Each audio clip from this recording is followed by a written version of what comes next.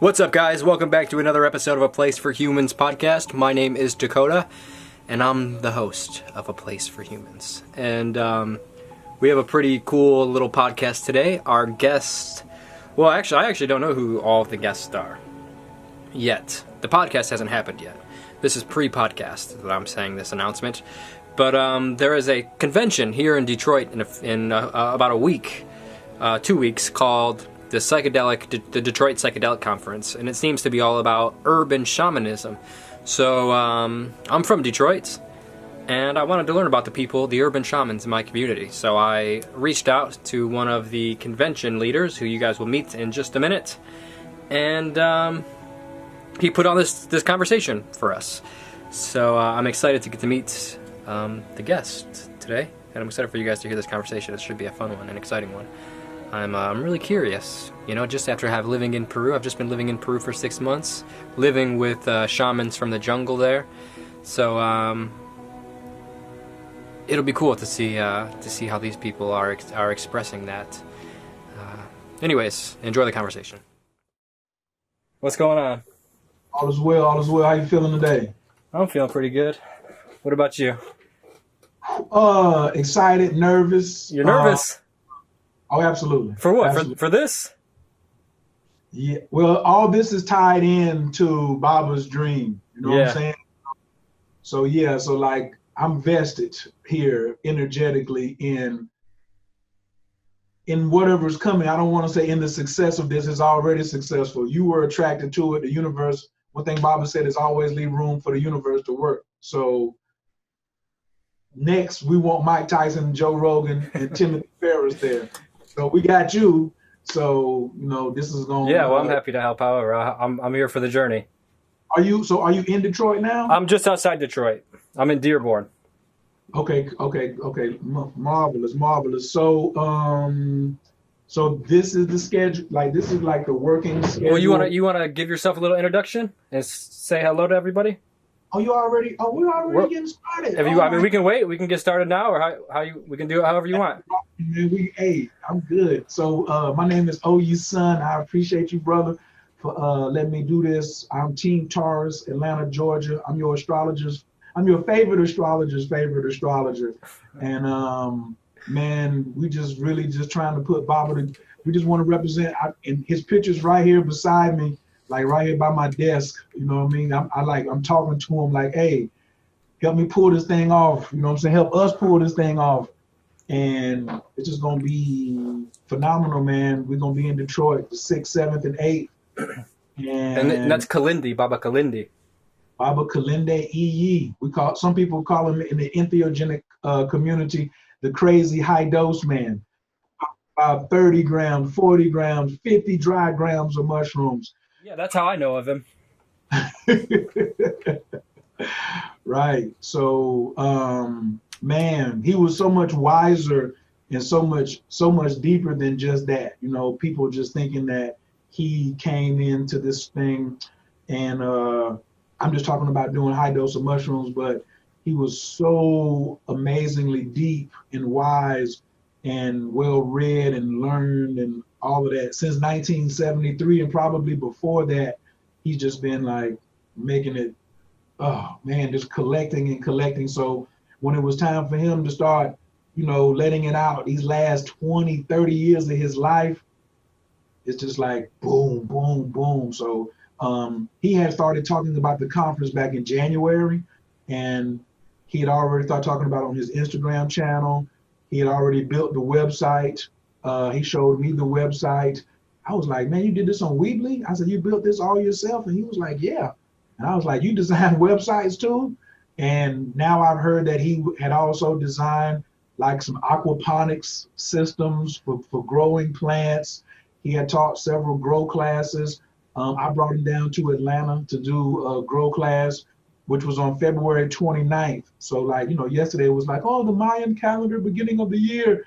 And I'm like, bro, you only get the 29th of February every 4 years. So how do we even, get that day for him to do his last grow class? And then, he transitioned and became an ancestor on April the 10th.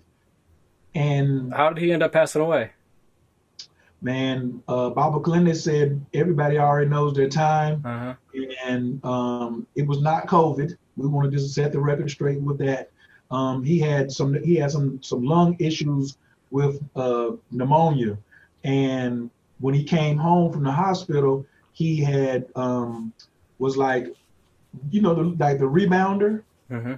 that you can like jump on. So you're supposed to like sit on it, and you can just take your feet and just bounce your feet on it, and it'll pump your lymph nodes. And so he was supposed to be just sitting down. The little pointy thing, you mean? That little pet? No, like the mini tramp, Oh, yeah. So he had a mini tramp, and he was supposed to be pumping his feet on it, and he got up on it and stood up. He felt, that he had more energy than he did, and he overexerted himself, and that's when the transition happened. And then his breath left him. He couldn't catch his breath, and then they got him back upstairs, and then he just crossed over. But the stories, not just the stories, but the facts and the proof of where he's at as an ancestor has been being downloaded and uploaded every day. It's just been amazing, yo. I mean, like the dream state, some of the mushroom journeys that I've taken since then, that he's communicated with me, that he's communicated with other people. Mm-hmm. Seen his wife, Mama Ayana, who's going to come on here in a few minutes. I've seen her talk to him with the pendulum, and I've seen him speak to her through the tarot cards. Like, if you didn't think that the mysticism and the occult part was associated with the entheogenic community, Mm-hmm. then this is the story of it's all coming together. And it's amazing, yo. What's your personal relationship with him? Let me get this down to like 90 seconds. Okay. My father raised, I came up in a dysfunctional household. In Atlanta? No, in North Carolina. My parents got divorced. My mother left. My father raised me.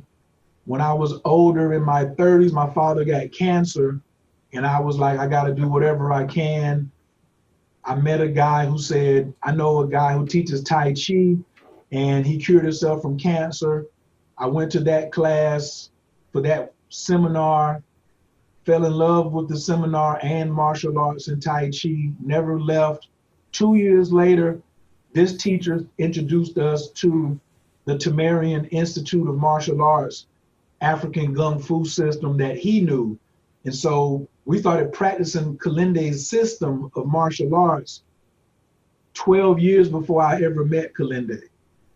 And so 12 years later, I end up meeting Kilindi in Detroit, knowing nothing about psychedelics or entheogens, just excited to meet this martial artist and tell him the story. And then 2 years after that, I did my first entheogens. I was encouraged to take Kilindi's grow class, and then I ended up in Detroit sitting in Kilindi's live den alone. Like when I got there, my girlfriend dropped me off, and then Kilindi's wife left. So we were there alone. And I was like, oh my God, I'm in the room with this legend all by myself. He's so quiet when he's alone, and I'm just sitting there just like, man, what do we talk about? I didn't know where to start. And me and Kilindi, for me, it was cryptocurrency, Bitcoin, and relationships. Those were the things that I really would always normal guy stuff. Yes, because all of the YouTube stuff, you could all the mushroom stuff, you could get on podcasts and things that he was talking about. And then he was just, then one visit, he was just like, come follow me. And he took me to show me some things in his mycology world that blew my mind, that when I even think about it right now, blows my mind now to be like, wow. And what year was this? Last year, 2000, like late 2018, 2019. So you just met him pretty much at the end of his life. The end of this part of his life. Yeah. Because I have to really say that, because he's very he's very much. Yeah. Yeah. Yeah. And it was just like the motivation, because I got the video when I'm doing the PF Tech and I'm growing in the little jars, right? And now I come in and I see what he shows me, and I was like, oh, the streets of gold, substrate everywhere, oh my God. And it really motivated me to like deepen my studies, take it more serious, and then also up my dosage and let the mushrooms teach me. So that's one thing really on was like, yo, the mushrooms make their own music, and they do. And when you digest, when you grow your own, which is what I'm gonna be talking about at the conference, is Baba was really big on getting this to the urban communities. You know, he represented Detroit like no other. And grow your own means you know who you got it from. You know what it is. You know what strand it is. It's picked up the energy of your household. It has your energy. Baba told me one time, he said, before you take your mushrooms, put them on your altar and let them sit with your ancestors for a little while. Then you take them and then you sit with them and just be quiet. And I remember one day I thought the veil was about to break, and I was like, oh, and I'm gonna go ahead and take it. And they were like, we're not ready yet. Come back tonight. And I was like, is that telepathy? Like I heard, like they told me don't like wait till the night. And I came back tonight, and they had gotten this a little bit bigger, and the veil was just about to burst. And they was like, we're ready now. And I was like, man, these are extraterrestrials in my home that can talk to me mentally. And that's just like one story, bro. I could come back. We could just, if you want to do mushroom stories, like let me come back by myself. Yeah, we can come back whenever you want. Today, I just want to just express, man, that the KINetwork.com is where people can get their tickets to the Detroit Psychedelic Conference. We're COVID compliant, so don't be afraid. And really, that's what we're looking for. We're looking for psychonauts who are not paying that no attention. Like what you focus on expands. So if you're a real psychonaut and you say, I'm coming to network and pay honor to Baba Kilindi, and it's also the only game in town. There's no circus, there's no football, there's no basketball, there's no baseball. And this will be the only live psychedelic conference maybe in the world this year. Yeah. In the world, like, so everybody's like, oh my God, I just stop them and be like, oh my God, the psychedelic conference in Detroit. That's what you should be getting excited about. Also, Paul Stamets will be doing a live chat, you said, right? Paul Stamets is coming through on a, Paul Stamets will be coming through via chat. We got Darren LeBaron in the UK, who you must have on your show. Okay, Darren I'll is check one him of out. his top students. He's big in the UK. I know you just got back from Peru. When they opened it up for us to go to the UK, me and you should just go over there and just kick it with Darren for like 2 weeks, bro. Like, he's a giant. He's slim, but he's really big. So he's gonna be broadcasting in. Dr. Jerry, the brother who gave Mike Tyson the toad, the 5-MeO DMT, he's gonna be broadcasting in. There's a brother super low key named Peter Andreas. He gave Kilindi his first mushrooms in 1973, and he's the keeper of the Yiming Zhus. So the Yiming Zhus are the infinity stones, the infinity crystals that Thanos had on his gauntlet. So these are actual, you know, the story of like Marvel sending someone to Kilindi's house to ask him about Black Panther? I don't know that story. Yeah, so if you watch Black Panther, the substance that they give him for him to get his powers, that's the mushrooms. Oh, right.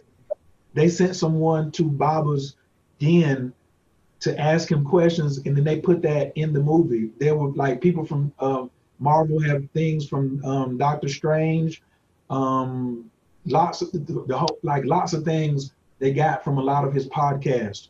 Really? And oh man, interesting. Like, his stories.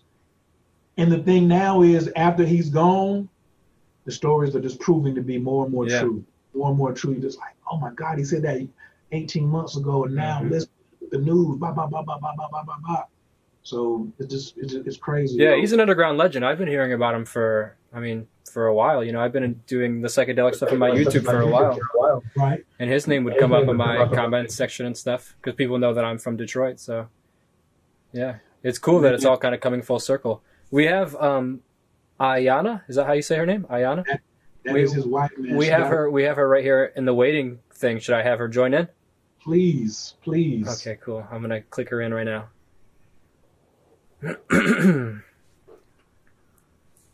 Ladies and gentlemen, this is Kilindi Iyi's wife. She is like the supervisionary on making this conference come into fruition. Her wisdom and her guidance has been numero uno in this conference coming to fruition. I just bow just thinking about her, and then just so honored to be able to work side by side with her to make Kilindi's vision come in, come and be real. So, big bro Dakota, I want to introduce you to Mama Ayana. Hello, Ayana. Nice to meet you. Peace and greetings, and likewise, how are you today? I'm doing very well. My name is Dakota. I live Dakota? just outside Detroit in Dearborn, so I'm pretty close to home. Well, yeah, I'm right here in Redford Township. Okay, so yeah, neighbors. we are neighbors. Yes. Okay. Well, thank you for this opportunity, Dakota. Yeah, It's a thank you pleasure. for the opportunity. So yeah, I would just love to hear your story, how you're involved not only in the conference, but I mean how psychedelics play a part in your life and the spiritual aspect of it, or whatever you want to share, whatever you're happy to talk about. Well, that's an awful lot, and I don't think we have that much time. We got So all the time in the world. I'm gonna Time's not jump in, real. though. My beginning with psychedelics, though, did begin with my meeting of Kilindi, and not say the initial meeting, because we known each other since we met when we were 19 years old in a martial arts class. And he was a beautiful young boy over in the corner doing a beautiful, amazing movements. And I'm doing hard taekwondo. And I just wanted to know what he was doing. I was just like, I want to learn what you have to show me. So that's how we got started. 25 years later, we decided to become one. And that was the beginning of my use of psychedelics, which was 20 years ago, approximately. Baba Kalindi, without much information to me, he said, "Here, take this." I was like, "Okay, I'll take it." And that changed my life. That was a journey that just turned me all the way around, and it got me connected to so much more inside of myself. It brought the innate energy of who I really was to the surface.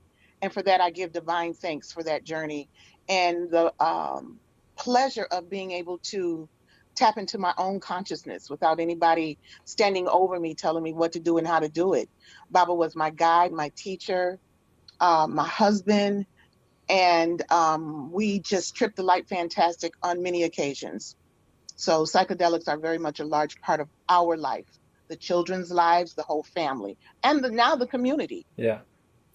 And what sort of role does it play in your sort of, because it seems like this is really a spiritual thing I mean, that's the kind of vibe I'm getting, is that it's a spiritual sacrament for you. So like what kind of, how do you use it spiritually?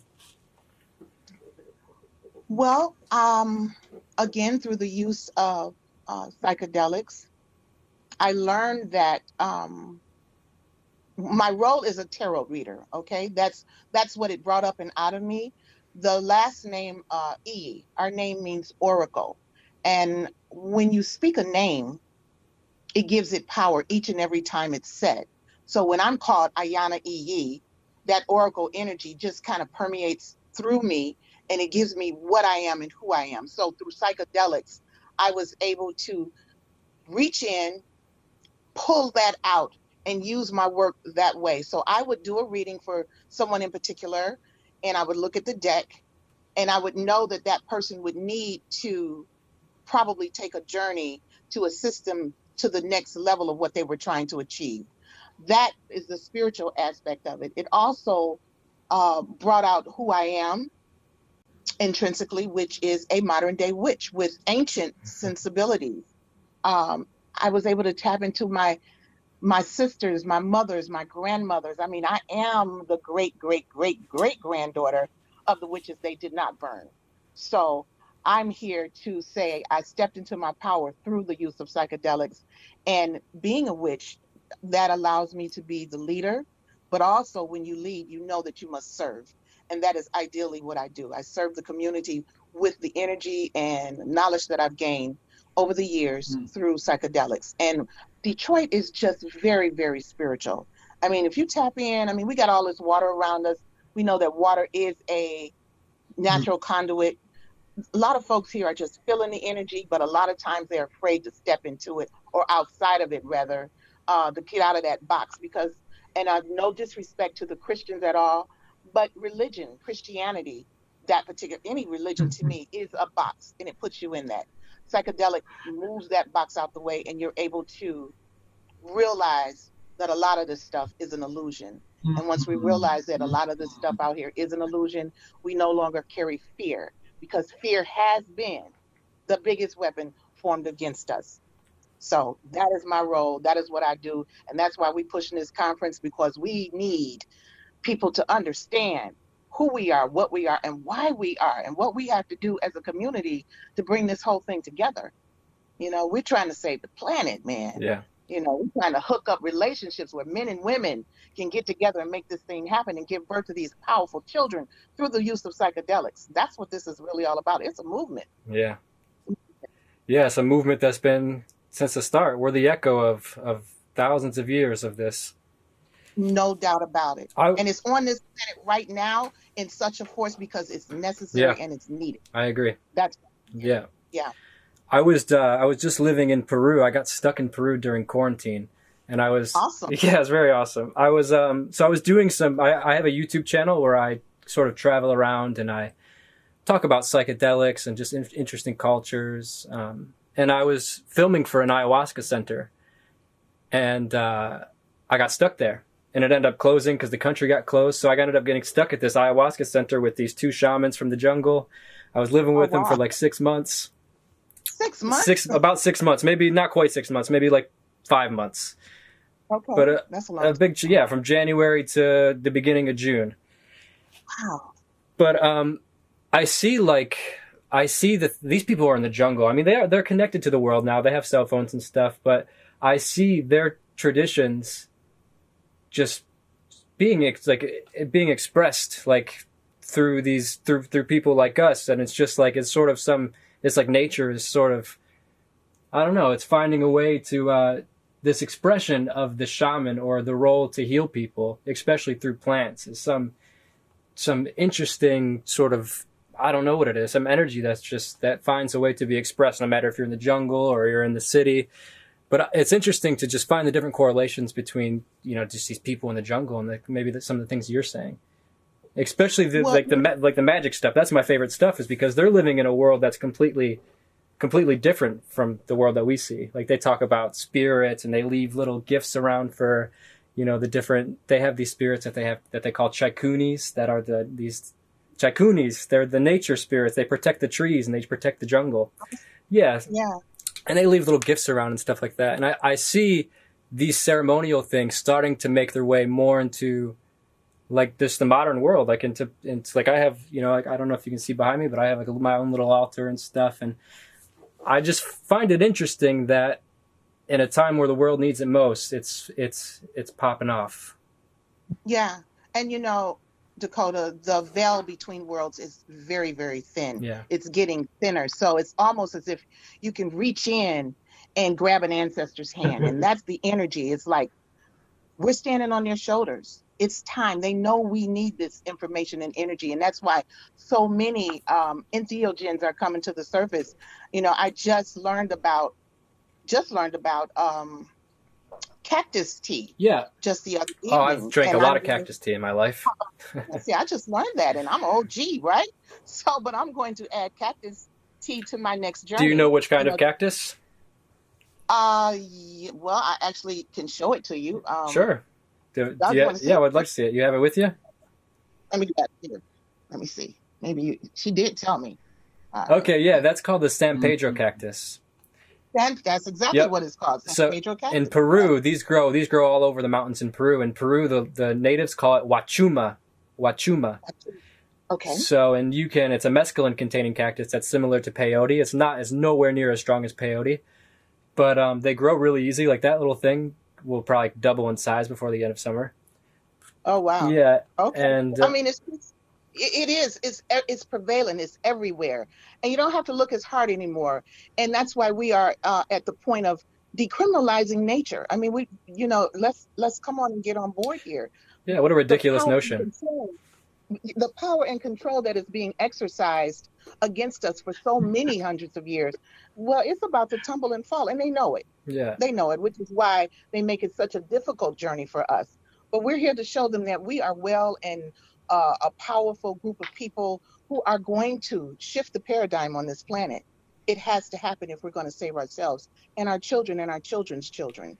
Yeah, and psychedelics is the quickest way for us to do that. Like a lot of people always talk about it kind of being a spiritual bypass or a spiritual shortcut, but it's like we kind of need that right now. We don't really have time to go live in the caves and be yogis, and yeah, I think it's a really important tool for us to utilize, and we need to stop demonizing it. Why do you think it's intentionally demonized? Oh, absolutely. Again, because you know, those that are in power would lose power when people realize that, hey, shoot, I am God. I am a goddess. I have this power. You're no longer sleep. It's, you know, people say, well, I'm woke. You know, well, are you really though? Are you really woke? You know, so you step into it. And like Baba would say, you go into the alone, you know, and you push for more than what you are and who you are. And that's just exciting to me, just to know that is available to us. Now, when they hear the word or have heard the word without education, the word psychedelic, or say hallucinate, you know, the first thing they're going to think is that these are drug addicts. They're on drugs and they tripping and they hippies and they this, that, and the third. And they say that we only use, and I kind of differ with that, but we only use 10% of our brain. Well, that other 90% is lying dormant. So the word hallucinate means to wander through your own mind. Now, how exciting is that? And I get to go over in there where this soul that has been reincarnated over 400 or 500 years, I get to tap into that energy of who I was hundreds of years ago. Ancestors that I had hundreds and hundreds and hundreds of years ago are standing before me and giving me information on how to handle this thing, you know, this world that we're in. Life, yes, as we know it, has changed. Life, well, you can't have that because you got to know that you can't get out of here alive. So you're going to die. This body is going to cease to exist. But this consciousness through psychedelics gives me that ideal that I will go on and on and on. And I have tapped into Baba a couple of times after his passing with divine energy telling me to go ahead, baby, you rock. Yeah. You know, and those were his words. Yeah. You rock. Yeah. So, and this is something I exactly mean. Is that no matter where you're from, no matter the cultural differences, is that these plants, regardless of who you are, will deliver themselves to you, and they give you the same message. And it's the message that we are all sort of connected, and that there's a spiritual world there that we can tap into if we you know, really focus in and have the courage to explore that. That's the operative word, Dakota, is the courage. Yeah. It's the courage. So many people are afraid, and that's what this conference is about. Let's open up the door. No, Baba kicked in those doors. Yeah. So now we're just going to step through and pull as many people as we can with us in order to make this place where we can live again. I mean, and when I say live, I mean live. I mean, on a day where you can appreciate looking at a blue sky with a green tree and a red bird. That's some stuff to appreciate. You know what I'm saying? It really is. But we've taken away the simple things of life. You know, we want to connect back to that place. Yeah. Well, I'm happy to help you guys and to be a part of this with you. Well, thank you so much. I'm honored that you are. Is there any?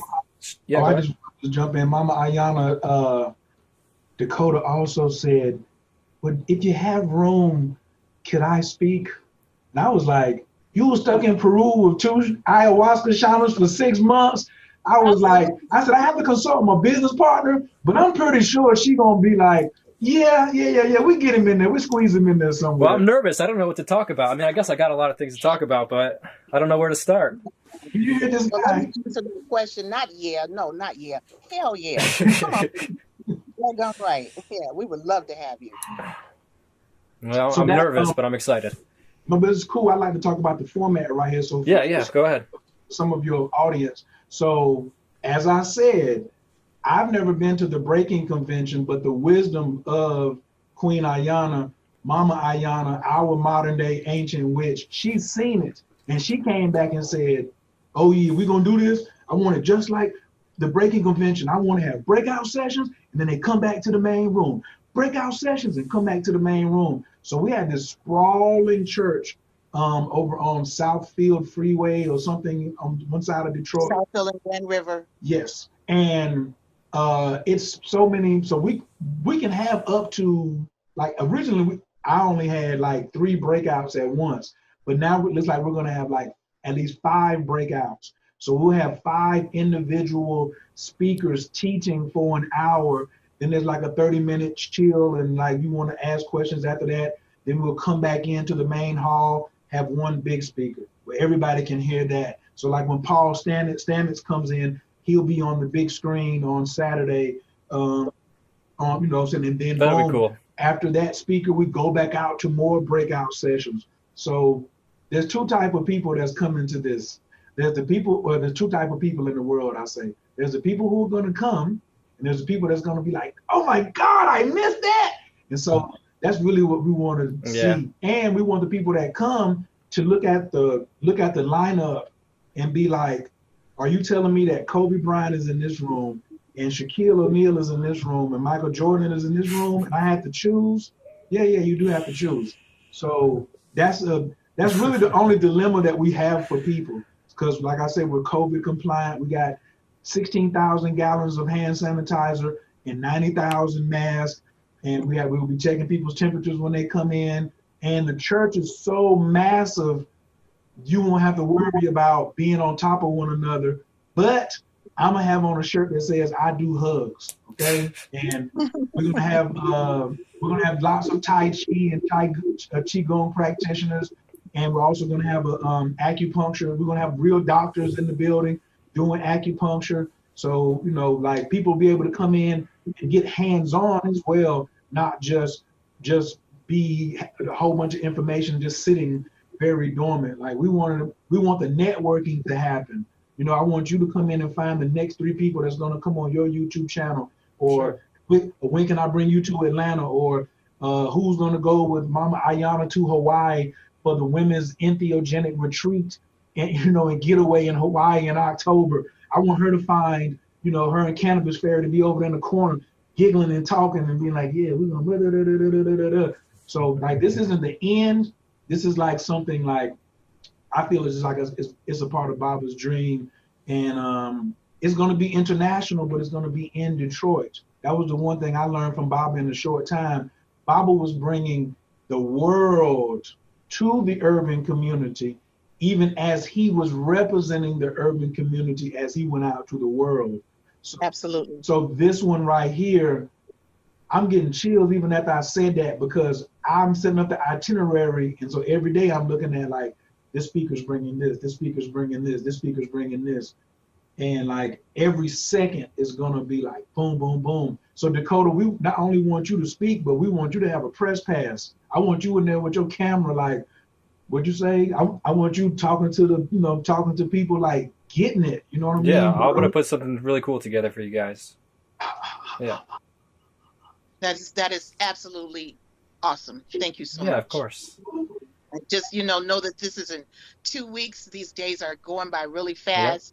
Yep. I will be meeting you personally real soon. Yep. And I'm looking forward to that. Yeah, me too. So, yeah, this is cool because like my context of all this kind of stuff was sort of just exploring by myself, being kind of a weirdo, just stumbling upon psychedelics through being just kind of a hippie, I guess. And we're all weirdos. Yeah, we're all weirdos. I know. Like, we wouldn't be weirdos if this conversation wouldn't be happening, I'm sure.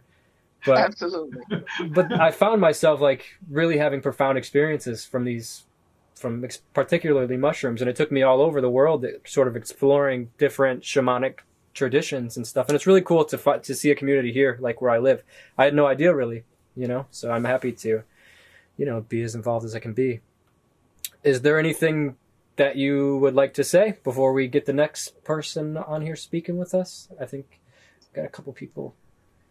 Well, just to give honor and respect to Ahati Kilindi Iyi, whose shoulders that we do stand on, along with many others. But here in the Detroit community, he brought this to us maybe 20 years ago, and the naysayers are no longer naysaying. They are giving thanks. And so at this time, I just want to give that divine thanks to my husband, our beloved teacher, Baba Kilindi Iyi. Thank you for this opportunity. Thank you so much. It's a pleasure to meet you. I'll see you soon. All right. Take care now. Peace. See you. Yay. Oh, and we need more vendors too. So I don't know if she added that, but I just want to let people know, please go to the site. If you would like, if you're interested in being a vendor, just go to thekinetwork.com. And KI stands for Kilindi Intelligence. Kilindi, they have artificial intelligence. We got Kilindi Intelligence. So, and we're the network. If you're watching this, you're a part of the network. If you've done any mushrooms, Baba said he tips his hat to anybody who's done any mushrooms. And definitely he tips it twice if you've done 5 grams or better. We're definitely looking, we need more vendors like Detroit. Like we're bringing people from all over the country here, you know what I mean? And so if you're interested, just please go and find the vendor tab and just fill it out, and then I'll be answering you, either me or Mother Ayana. Cool. And I'll put all the stuff in the description of this video too for anyone interested. Thank you, brother. Okay, and it looks like we have Timothy, Kevin, and iPhone. I think we had. Let's try iPhone. I think iPhone, Cannabis Fairy. Okay, Cannabis Fairy? Yes, if it's the young lady, this is the Cannabis Fairy. She's dynamic. Let's see if this is her. Cannabis Fairy. Okay, I like that. Oh man, y'all got to follow her on Instagram. Is this the Cannabis Fairy who's just got iPhone on here? Let's cross our fingers. Who's this peeping? Goody Mom said, who's that peeping in the window? Wow, nobody now. Oh, yes. Okay, let's see. We can't hear you yet. There we go. Hello. Hi, you guys. How are you? Doing good. Wonderful, wonderful. Is your real name Cannabis Fairy? Absolutely. Yes. Yes, it is. Oh, nice. Here, I think I got something around here too. I'll join you. Uh-oh, pass the Dutchie on the left-hand side. Hey, we do here. Wait a minute, that's what we're doing? Is that what we're doing? Is that what we're doing today? Okay. I'm a CBD guy, so you know, we all family. It's all from the same flower, baby. You are. I'm actually growing some CBD isolated right now just for you. So my name's Dakota. Hi, Dakota. Are you from Michigan? No, I'm not. I'm from Alabama originally. And you're going to be joining the Detroit Psychedelic Conference. I am mega excited about that. Can I just say how exciting I am? It's big. Yeah. It's an honor. It's earth shaking for me, right? Are you nervous? I'm a little nervous. Are you? Yeah, I am. Definitely am. So, I don't know. Maybe not yet. Yeah. Maybe not yet. Maybe when I get there, I'll get nervous. But right now I feel like I've been so busy with just working and planning that my nerves haven't caught up with me yet. Yeah. But I know as soon as I get there and I lay eyes on Mama Ayana and these legendary people, I'm probably going to freak. What is your role at the conference? So I will be speaking on my topics. Oyi, did we approve my topics? So 2 of them. One of the topics is Black women, the unseen leaders of this new entheogenic movement. My second topic I'm tossing around is entheogenics and spirituality, the divine connection of them and how to bring them back. Right? How to bring them back into spiritual organizations and religious organizations and ceremonies and things of that nature. So that's what I'm sitting on right now. What do you think about it? I think that's a good topic. That's a topic I'd probably talk about also. I think ceremony is really important, and I feel like to start making that commonplace in psychedelic circles instead of just, so many people take psychedelics and they'll be like, oh man, the walls, the silly thoughts, the colors. But it's like there's something deeper, especially if you invoke it through ceremony. So I like that. I think you should definitely do that. Absolutely. Thank you. It's so much deeper. DAKOTA. Yeah, clouds dancing is super cool, but that download that you get when you come out on the other side, like a whole different person. My last download, I'm not kidding, was the world is mine. This is my world. And I came from that download with a fierceness and a stronger work ethic, because we know faith without works is dead. And so now I've got that download and I've got the faith. But I just came back with such a fierce work ethic and making that download a reality, my reality, because it is, right? Yes. I was just going to say, DAKOTA, what do you think about, hers being here? I'm the guy creating the schedule. We have breakout rooms. What if I just put her on the schedule for Friday and Saturday and she do two classes? DAKOTA, what do you feel about that, DAKOTA? Yeah. I think it's particularly important, especially to start to push women in this community, because it's such even in like the shaman world, not necessarily where I was hanging out, but in a lot of shamanic tradition, it's male dominated.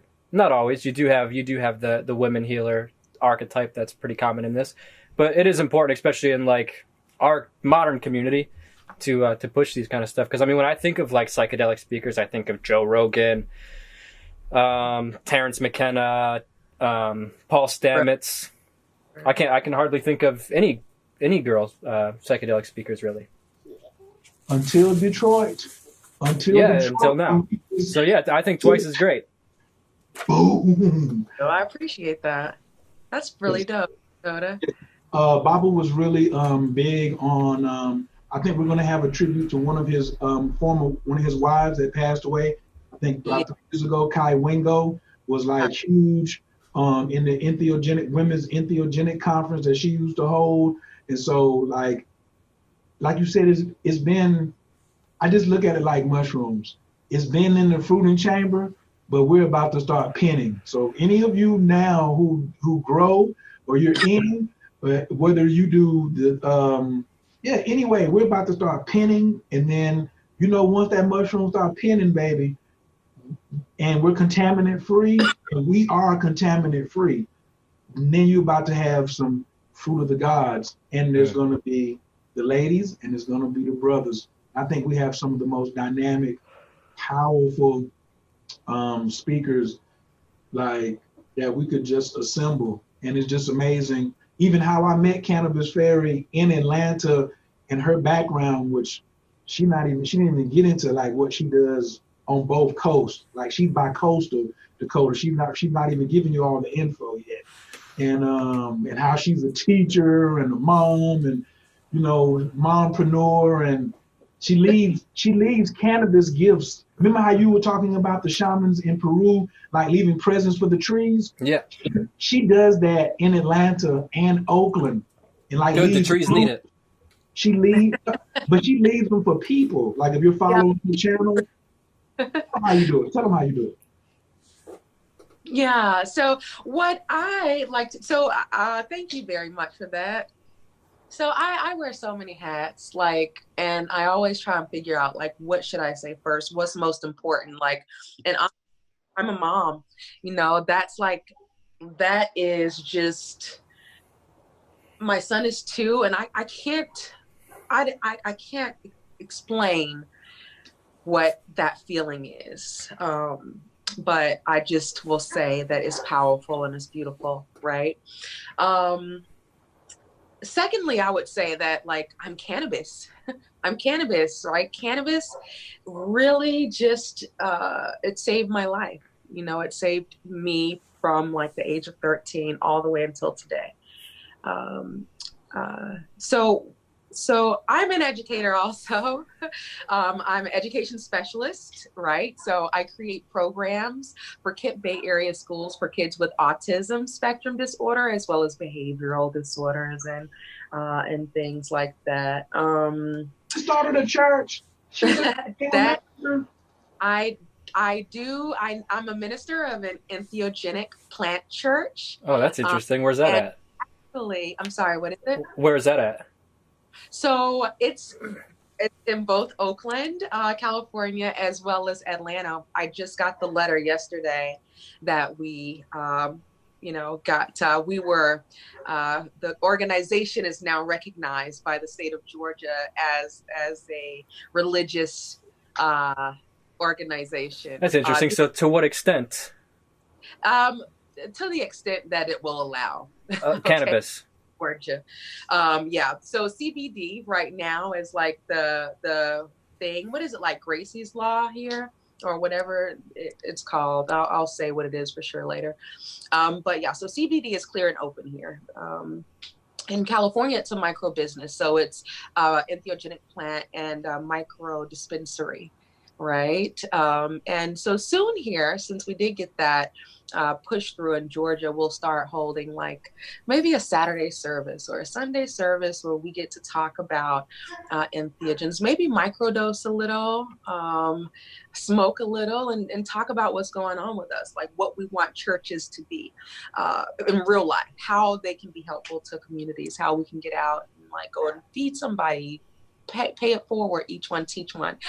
So right now, like the entheogenic church is my my baby. What about you? What about you? That's really cool.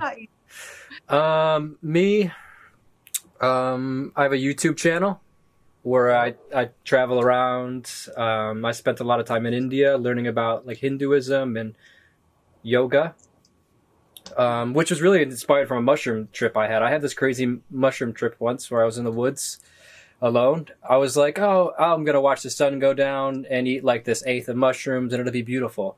And I ended up like having a completely transcendent experience.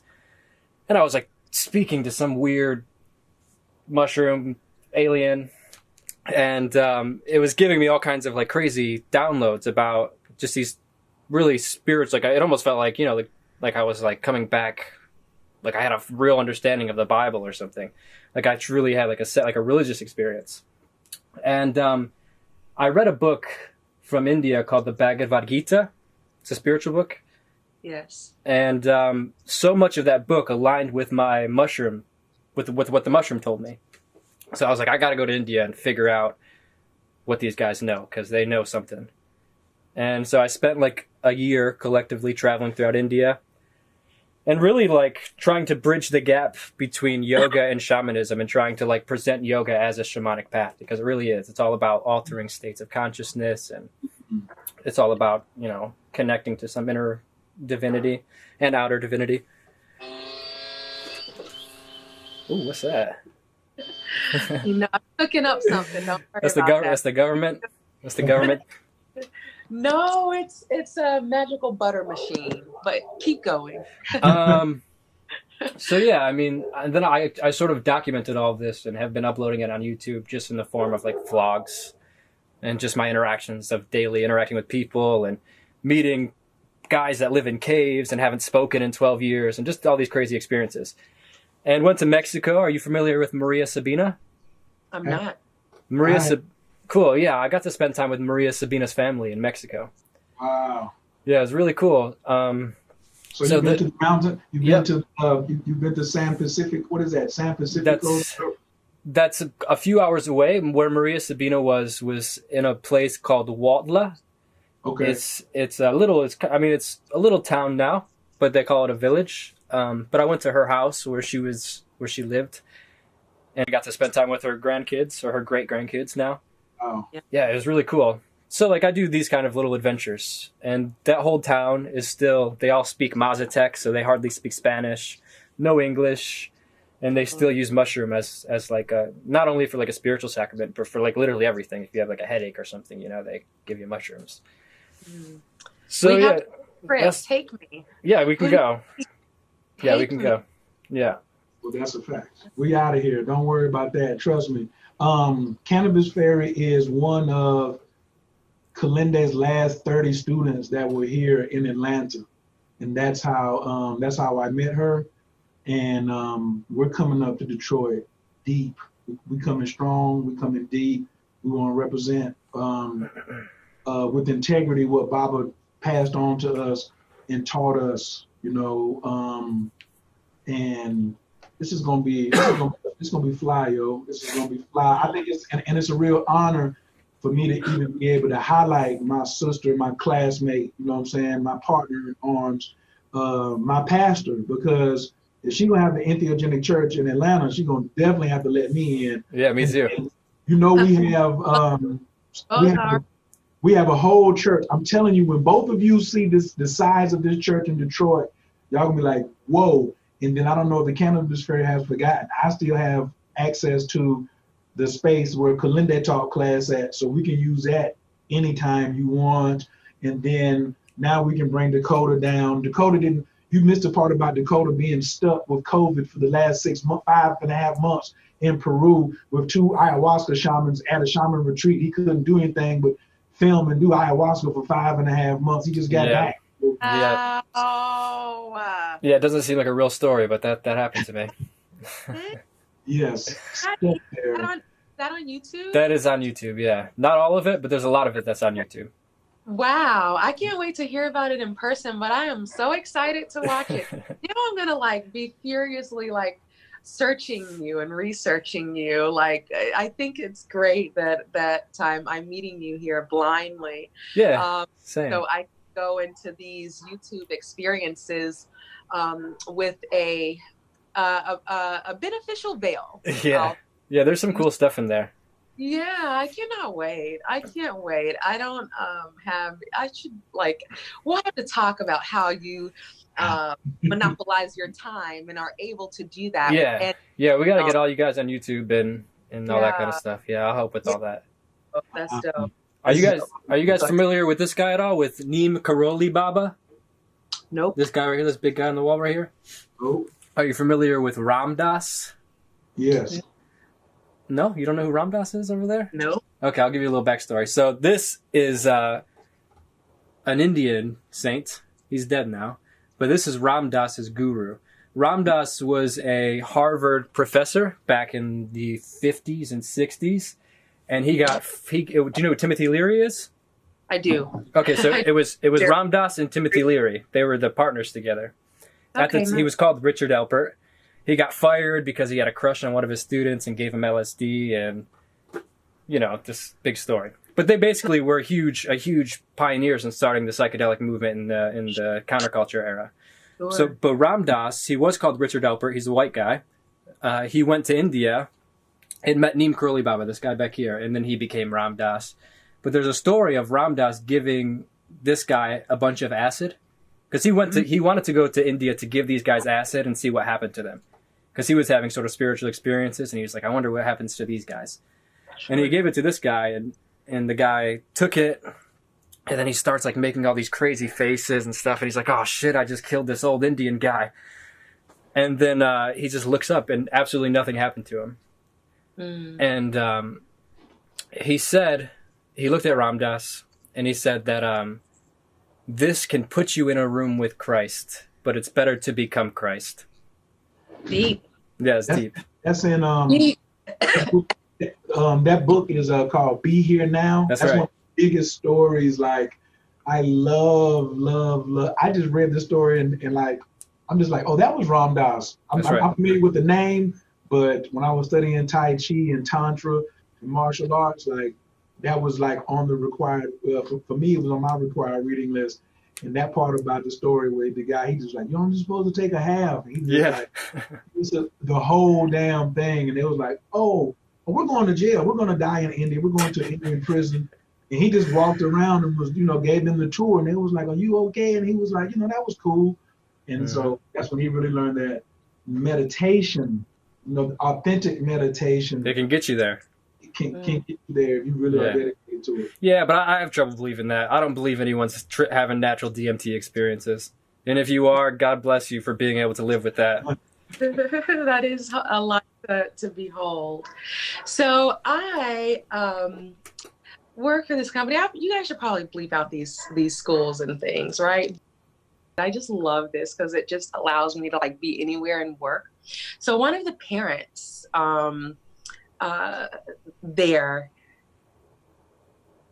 just spontaneously came out and asked, what was going on here with America, with like marijuana, and of course they're aware and how they want this to be more forward. And he actually said that once when he took mushrooms,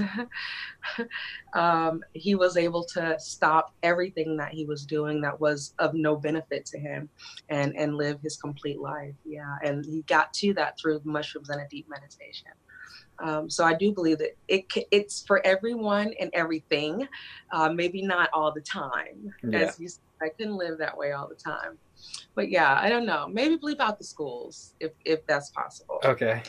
But me, I just give it all. What are you gonna have? Because you're gonna be vending. So what kind of goodies are you gonna have on your table? What are you bringing? So I'm excited. We just want to keep it a surprise. Give them one or two things that they can look forward to seeing on the table. Don't give it all away. Okay. So the most meaningful and special thing would be Baba's golden teachers that I've been harboring, and not letting go. That I'm still dealing with parting with those, but I have spore prints, so I'll be okay. Also, flowers, botanicals, all the good stuff. The Cannabis Fairy, of course. Bong bong. Sprinkle. Just little crumbs of weed everywhere you go. Everywhere I go, definitely. Okay, well, thanks so much for coming out here and talking with us. I guess I get to see you pretty soon.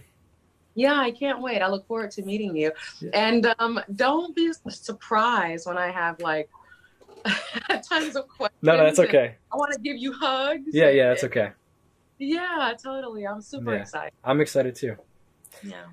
Okay. Hug-friendly atmosphere, baby. Hug-friendly atmosphere. Thank you guys so much for having me. It's such an honor to be amongst you guys. I just have to say that. It's an honor to be amongst you guys in this community. And thank you for accepting me. The community has been nothing but just amazing and love and just powerful. Oyi Sun, you always know how deep in my heart, I express the meaningfulness of healing through this community and through this medicine. For sure. Do you want to give a shout out to your chapter? Because you over here just subconsciously blinking on the AKAs. You want to hit them with a ski weed one time before you get out of here? You think there should be more AKAs coming to the, you want to give a special invitation to the AKAs to come and hear their sister speak? I'm going to go on record and say AKAs for entheogenics. Oh. You have a soundbite. You have a soundbite. That was big. So I don't know. They might just be yoink. Sorry, but no, it's healing, and I sacrifice. I'm willing to continue the fight for this healing, and I want everybody to have a part. Everybody deserves a part. That's what's up. What's your I see that's fall. What's that fall? What on the other side? Oh, no, not telling. Nothing. Just this part. That's it. Okay. Word. Just that part. Well, thank you so much for joining us. We really appreciate it. And you look beautiful. I mean, she's gorgeous right here on camera. But when you are very gorgeous. You see it in person. It's gonna be oh, this how y'all doing it in Atlanta? Yeah, this how we're doing it in Atlanta. Dang. Yeah, it's gonna be so fun. Okay, we'll see you soon. Peace, guys. Peace. Kevin is up next. Okay, Kevin. Let's get our boy Kevin in here. Come on through, Kev. Now. Okay, here's Kevin. Oh my goodness. Oh, let me get my introductions ready. Let's get ready to rumble. So, ladies and gentlemen, party people of all ages, my man DAKOTA. Listen, let me tell you about a piece of history. So my degree is in professional history. When I started studying Tai Chi, I learned that in Africa, that's called a griot, the storyteller who, who documents by word. Yeah, I heard Dave Chappelle talk about that once. Absolutely. So I'm a griot and I'm a professional historian. So I have paperwork and I have the culture as well. So here in our particular history, we all know about decriminalization, decrim nature, decrim Oakland, da da da da da da da da da da da. But before that, we also know about legalization of marijuana. So anybody who smokes weed, and you say, hey, where was the first place that the legalization of marijuana took place? You would say, oh, Denver. Who was number 2? Seattle. Who's number 3? We don't keep up with third place. We just know 1 and 2. The first place in North America to decriminalize psilocybin magic mushrooms was in what? Denver, Colorado. But in order for it to be decriminalized, somebody had to write the statute. Someone had to get behind it, put it on their back. Somebody had to make it their mission. Somebody had to go and get the strategy. Somebody had to sacrifice long hours. Some people, they had to sleep on couches. They had to really give up some things. They had to go through ridicule in order for this to even be put out there for them to lose. They lost the first time. Then they could have quit. Then they said, no, I'm not quitting. I'm going to come back and I'm going to do it until it passes. I'm going to stand out here in the rain and get these signatures and make this happen. And all of a sudden, it passed. And guess what? The person who did all that is joining us right now. His name is Kevin Matthews. He is also the executive director of the Spore.org. If you're dealing with psilocybin, baby, you need a what? Spore print. Baba Kilindi said, if you got one spore print, you'll never go hungry ever again in your life. So right now, it is, just an honor and a privilege to meet my brother from another mother, because so on Netflix, this is sideways, but it's the same story. The Old Guard, there's these 4 immortals that are just going through history, doing things, but the immortals never look behind them to see the good that saving 8 people did, or saving 2 lives did. So this one life that they saved, that person was like tremendous in changing 10,000 people over here or 100,000 people over here. When we look back 20 years from now with history, it's going to be this guy right here, Kevin Matthews. What an intro. So I just want to thank you so much, Kevin, for joining us today. He's going to be in Detroit. He just gave me the word today. He's coming through. He's out here down with his dukes up like, yo, you can't stop me from getting to Detroit. You know what I mean? So, thank you, big brother. I'm going to just turn it over to you, man. Oyi, oh my goodness. I can't even. You're kind of like Jesus in a way with that introduction, except with multiplying bread, you're multiplying mushrooms with spores. Spores. We're spreading hyphae. We're spreading spores, man. We're doing the work. Man. Oyi, that was tremendous introduction. Thank you, DAKOTA. And yeah, thank of course. You so Thanks much so much for being on here. It's nice to meet you. Platform. Yeah, it's nice to meet you too.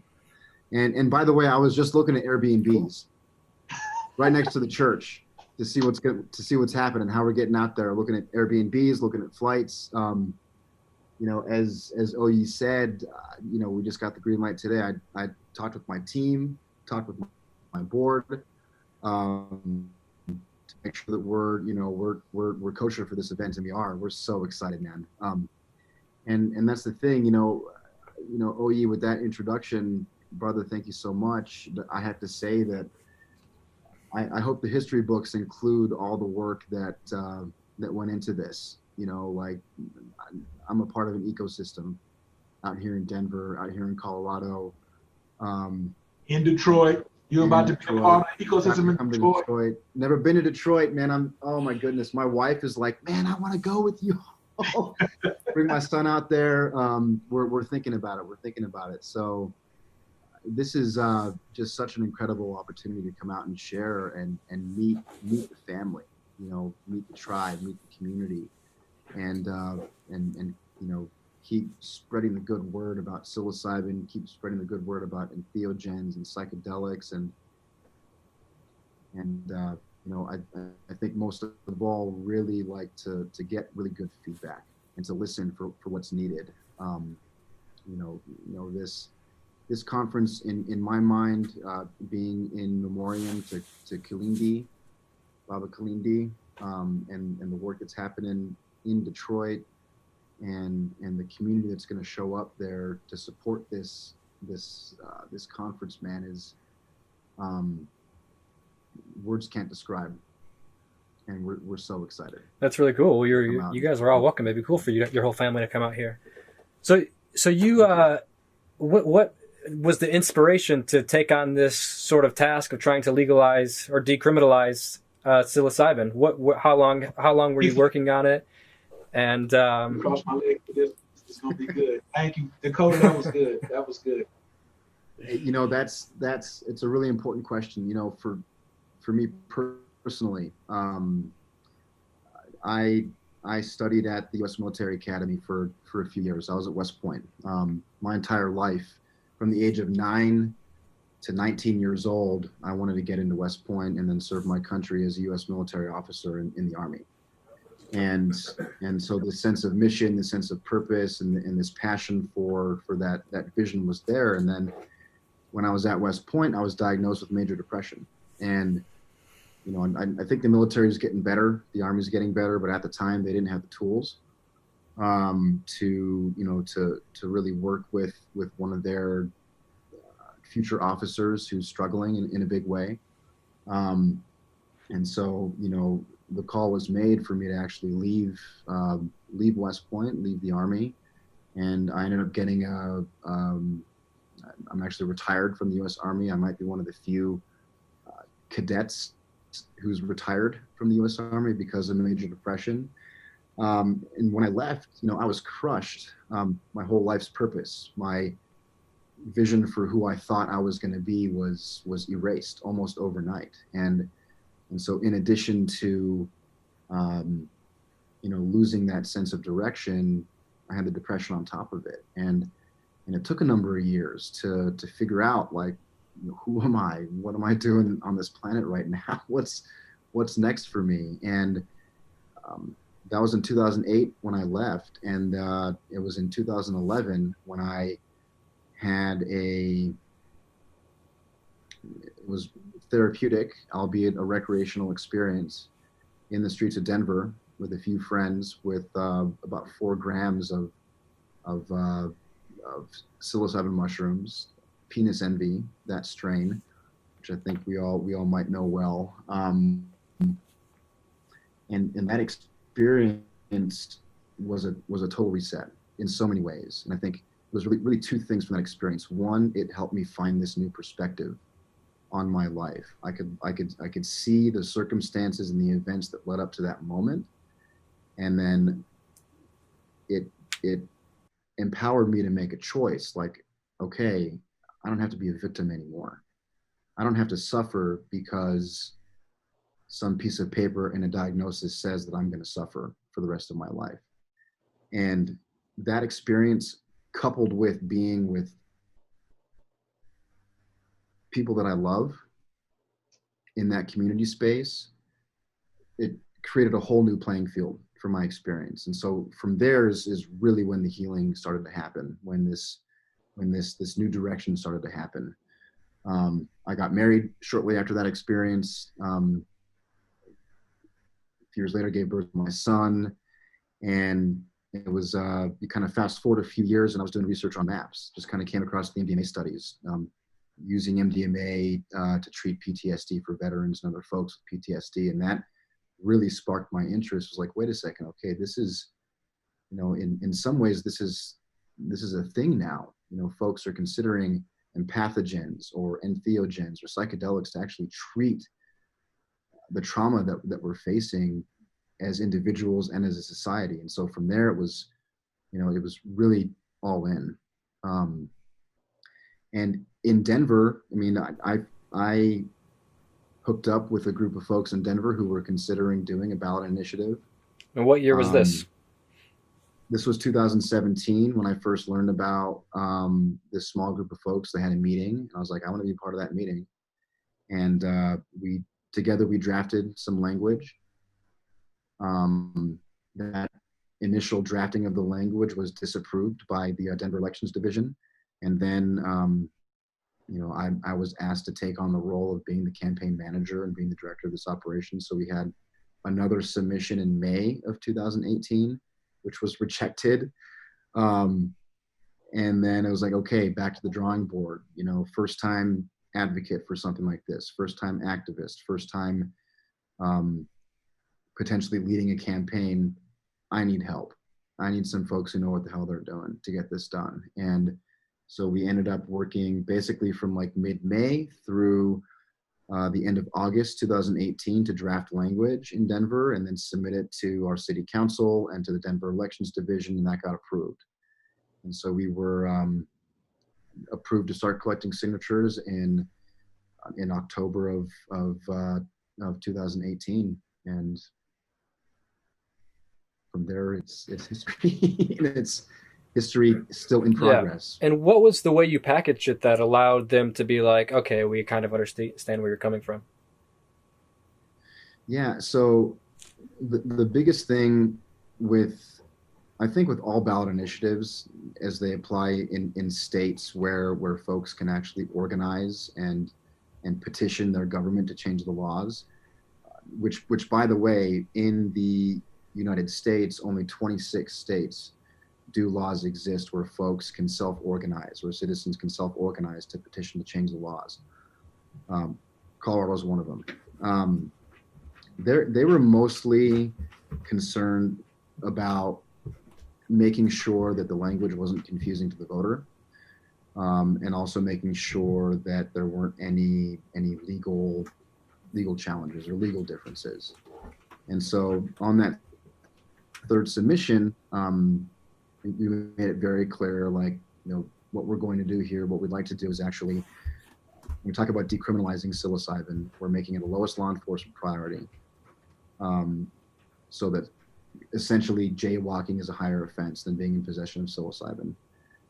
And then we wanted to include possession, use, and cultivation, because we felt like it was very important that if we're decriminalizing, that folks in the city and county of Denver, at the very least, should be able to cultivate their own medicine at home without relying on, you know, any other outside sources. And I want to just jump in here for a second, Kev. I didn't mean to cut your wisdom, but as I'm sitting here, I didn't know if you, like, I have Baba Kilindi like right here beside my desk, and I was like, because Kilindi has been grow your own for over 10 years, and I was like, I remember the call, he called me one morning and was like, yo, we're about to do something in Denver.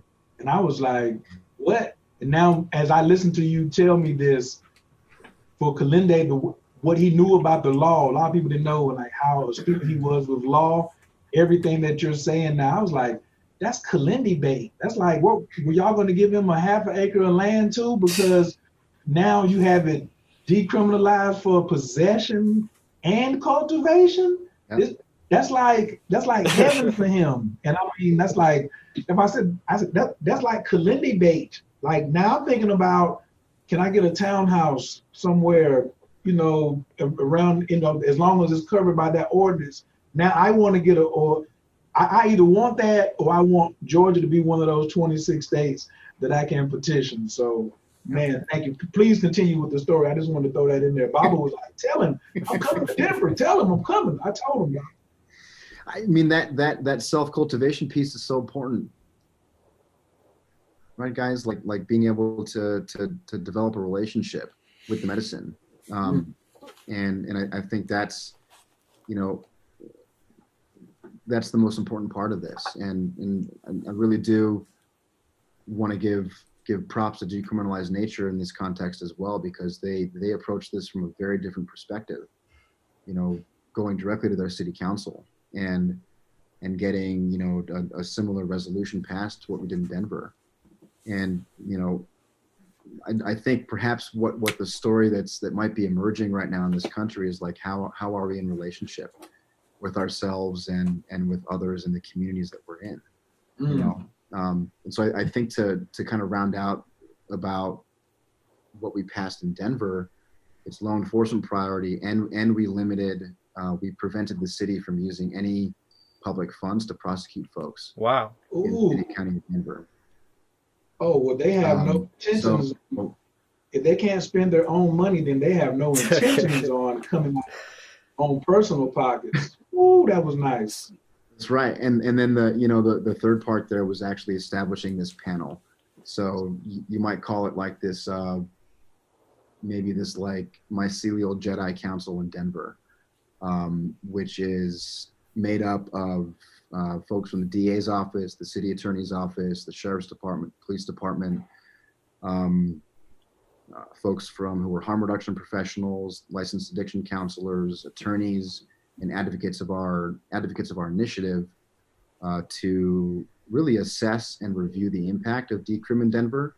So looking at like, the health, the social, and the fiscal impacts of decriminalizing mushrooms in the city, and where, how we can move forward from there.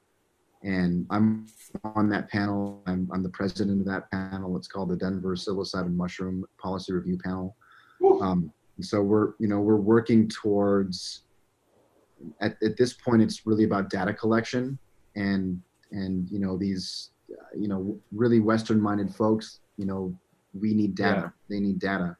We really have to demonstrate how, if we're saying that, psilocybin is physically safe for most people, that most folks use it responsibly, and that it can have these tremendous potential, health and possibly social impacts, then how are we showing that? Yeah. So we have this report due to our city council. And how do you collect that data with it being illegal to consume? How do you do that?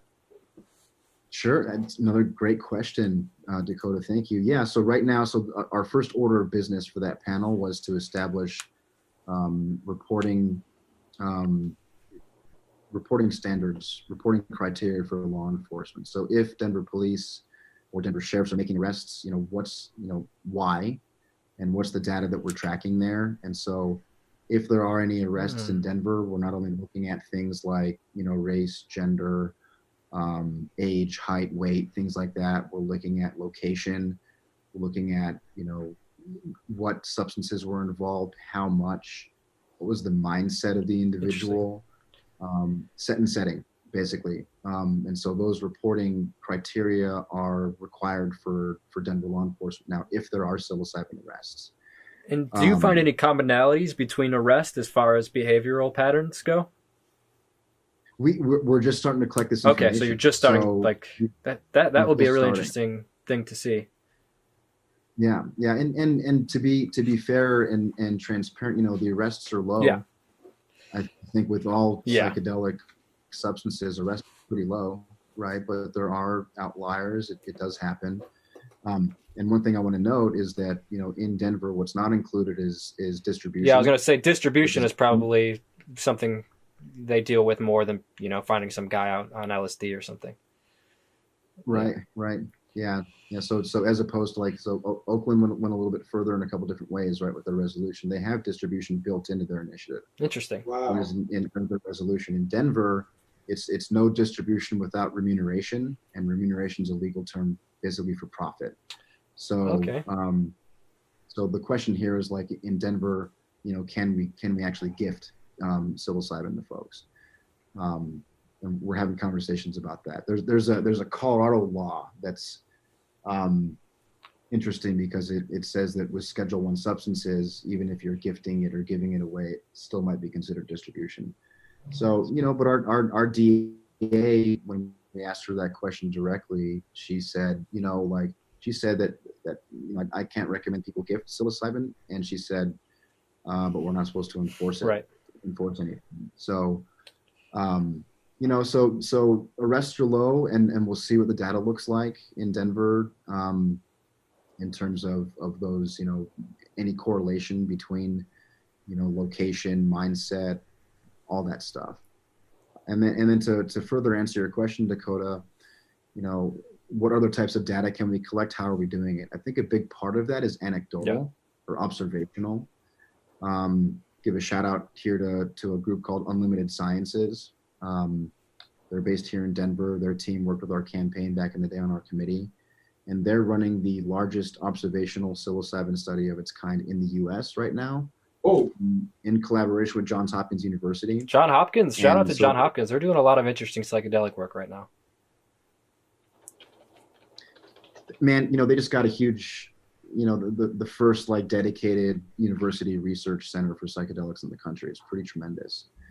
So anecdotal, right? How do we get this like broad picture of what responsible use or any use looks like in Denver? We'd like to know what that looks like. How are people using mushrooms? How much are they taking? And like what's like the pre and post, right? Like how are people preparing? What's their experience like? And then what's integration afterwards? And so collecting that data. And what I'd really actually love to do here in Denver is get another clinical study going that's looking at psilocybin-assisted psychotherapy for substance abuse disorder. In speaking with our panel in our last meeting, PTSD runs rampant in Denver first responders, so police, sheriff, fire, EMS, child protection. The current interventions that law enforcement or the first responder community has to address PTSD is not working. And our first responders here in Denver are in many cases using alcohol to self-medicate.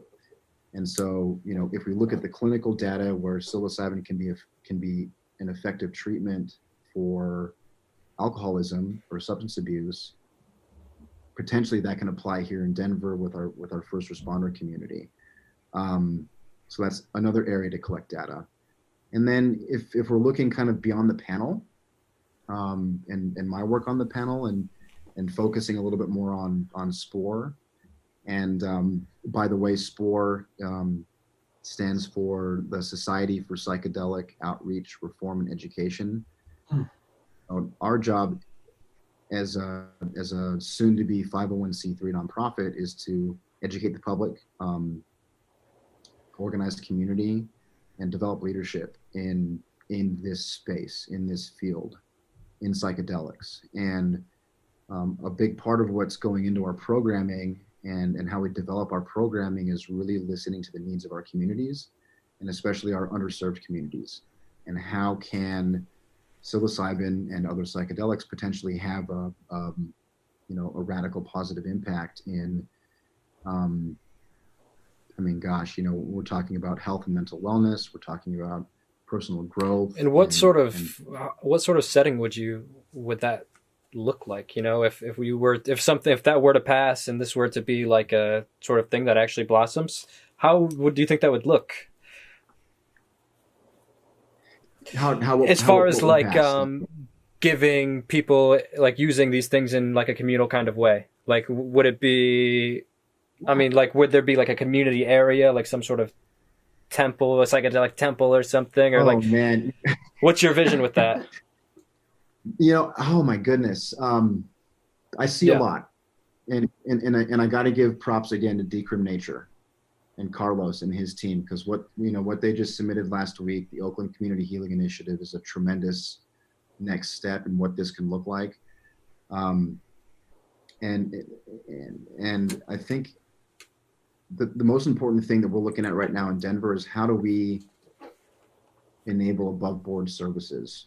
So if you're a licensed medical practitioner and you have an interest in this work, you are at risk of losing your license for doing this work. Let's just say psilocybin therapy. And so I think, at the end of the day, if we can create a paradigm or create a container where, I think folks have more flexibility and leeway. We might have a community center, or we might have like more of like a sort of psychological, like a more of health kind of way. Is that how you would see it? I think it's both. Yeah. I think the way that this movement's unfolding is that folks want to either do this Terrence McKenna style, in the comfort of their own home, 5 grams or which can be irresponsible. I feel like I think it may be. It's always good to have a guide or a sitter, especially at the higher doses. Folks also want to be in a therapeutic setting. Some folks would prefer to go to more of a therapeutic setting, like in a clinic.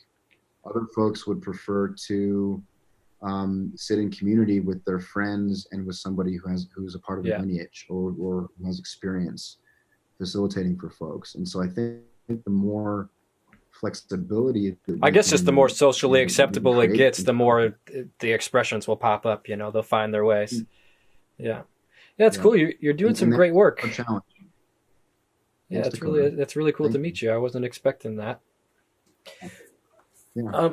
I came in. You hit me up a half hour before. He was like, "Hey, you want to jump on a talk?" And I was like, "Let's do it." It's like mushrooms are adaptive, resilient. So I'm just going to show up. I'm asked to show up.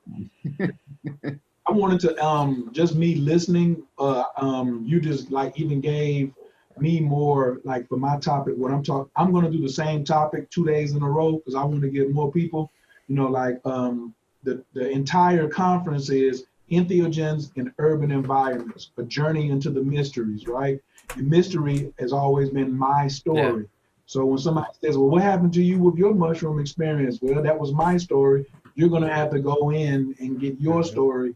But Baba Kilindi, for me, being only 2 years in the game, but I've been on the fast track, he would always stress to me set and setting. And so as I'm watching and I'm doing the schedule and seeing all these really deep subjects, I was like, oh, nobody's covering set and setting. I said, I'll take that one. And so it's like, the ABCs for the urban community entering into entheogenics. And now I just added in my mind, like Kevin was talking, I was like, setting it, setting, setting. It's going to say it 3 times because when we go urban, the first thing I think of is hip hop. So at the beginning, when Africa Bambaataa came out with These Are the Breaks and Hotel Motel, everybody was like, oh, hip hop won't last. So where we are right now, Kevin will probably be like, he probably would be like Run DMC because Baba Kilindi is older. So Baba Kilindi would be Cool Herc. He would be KRS-One. But then all of a sudden when Run DMC came out, people started looking at hip hop and was like, well, all right, who would I be? You're like you might be J. Cole, Kendrick Lamar, you may be somebody like that. I gotta help with you a little more. I'll take those though. But with the work that you put in and your age group and demographics, that's kind of where you are. But just now, the world is running off of hip hop. There is nothing that you can go do where hip hop isn't influencing it. You see what I'm saying? Like, it's just, and that's how I look at this. That was the download I just got while you were talking, Kevin, is like, we're about to be on that same path as hip hop. It was shunned at first. Oh, shut that up. Then it was like, okay, it's over there. Let them have their space.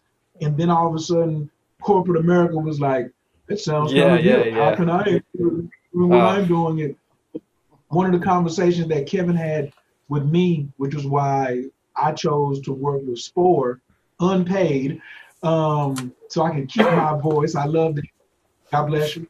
Is Kev said, we want to make sure that the urban community has an opportunity to really heal as this thing opens up before the corporate giant mongers come in and try to, That's going to happen. They're trying to figure it out now.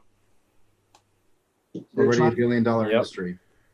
And that word industry really, it's an ecosystem, not an industry, Yeah. And that's, that's important. Like this thing is built from the grassroots, from the bottom up. And to quote my co-founder and partner with Spore, like, this goes deeper than grassroots because it's mycelial. And so, the way that this movement, at least a major part of it, will unfold is how do we empower and how do we build up this community infrastructure around this work and around this movement and start to incorporate all these different voices and perspectives that are necessary for this to unfold in a manner that has integrity, and shows up, in a manner that just it's access for everyone who needs it. Whether you're seeing your neighbor to have a session, or whether you're going to go sit in a clinical setting with someone who's you know, who has a couple initials behind their name. You know, this kind of thing to me is like, it's a human movement, and what happens. And I feel like we're in this rite of passage right now. We don't know what the other side looks like. And at the very least, you know, we can all work together to make something beautiful happen, because that's what we got to do. Amen. Amen, Jesus. Well, hey, Kevin, Amen. thanks so much for coming on here, man. We got to get Tim in here. But hey, man, I know you said you like retired from being a soldier and stuff, but you're a psychedelic warrior now. You're a rainbow warrior. Thank you, Dakota. I'll see you soon, and when you're here in Detroit. All right, gentlemen, take care. Oh, yep, see you around, brother. Thank you, brother. Peace. Bye. Man, I love that right there, man. He's cool. That was Dakota, just like, I think I'm going to have to find some kind of special thanks for you off the air. I'm going to have to find something special for you. You know what I mean? Okay, cool. Cabinet, yeah, I'll get you something too. I'll look around and we'll exchange some cool like mystical relics. I got some cool mystical relics laying around here. No, you do. I know you do. This one is Tim, who's about to come on. Oh man, this is gonna bring it home for our last guest. Orient that camera. Yeah, you kind of sideways, brother. Peace. Can you turn the camera? Yeah, there we go. And we can't hear you. Give us a. This is one of these muscle-bound guys who's really in shape. What's up, Tim? He rides his bicycle everywhere, so he doesn't want to wear a shirt because he's really skinny and cut up. So that's okay. We don't have a problem with that here. So, but at the conference, ladies, he may have a shirt on, he may not. So this is also what we got coming here today. Tim is he's like one of our leading researchers. He's not just a mycologist, he's a researcher and mycologist, right? He tends to the technology. So a lot of people call the mycelium and mushrooms medicine, but as a Tamarian, Baba Kilindi referred to it as technology. He was like a lot of his medicine, but this is technology. And this brother was very instrumental in like even sharing his visions with Baba Kilindi. And Baba Kilindi was like, man, my flow hood is just getting so damn expensive. And Tim was like, oh, I can cut $360 off of that with a $22 solution. And then I was in Detroit about 3 weeks ago, and I was like, yo, Baba took that and he's using that in his lab. And I was just like, yo, you influenced the master. And so I know that like just that showed me that Baba was really open, but it also showed me how wise and beyond his years and such a visionary that Tim is. We're going to have a special section coming up on the KINetwork.com where you will be able to get KI Network Grow Kits. So at the conference, Tim and Jason will be having a class Saturday morning at 10 o'clock on growing, okay? So do not stay up too late Friday getting it in, Dakota, if you want to make it to that 10 o'clock class on Saturday morning. Thankfully, I'm good at multitasking. Okay, I got that. So yeah, so they're going to be doing the grow class, and Tim is one of the guys that you really want to catch. Oh, shit. Dakota, you're going to be like, I'm talking to the Cannabis Fairy. Oh, there's Tim.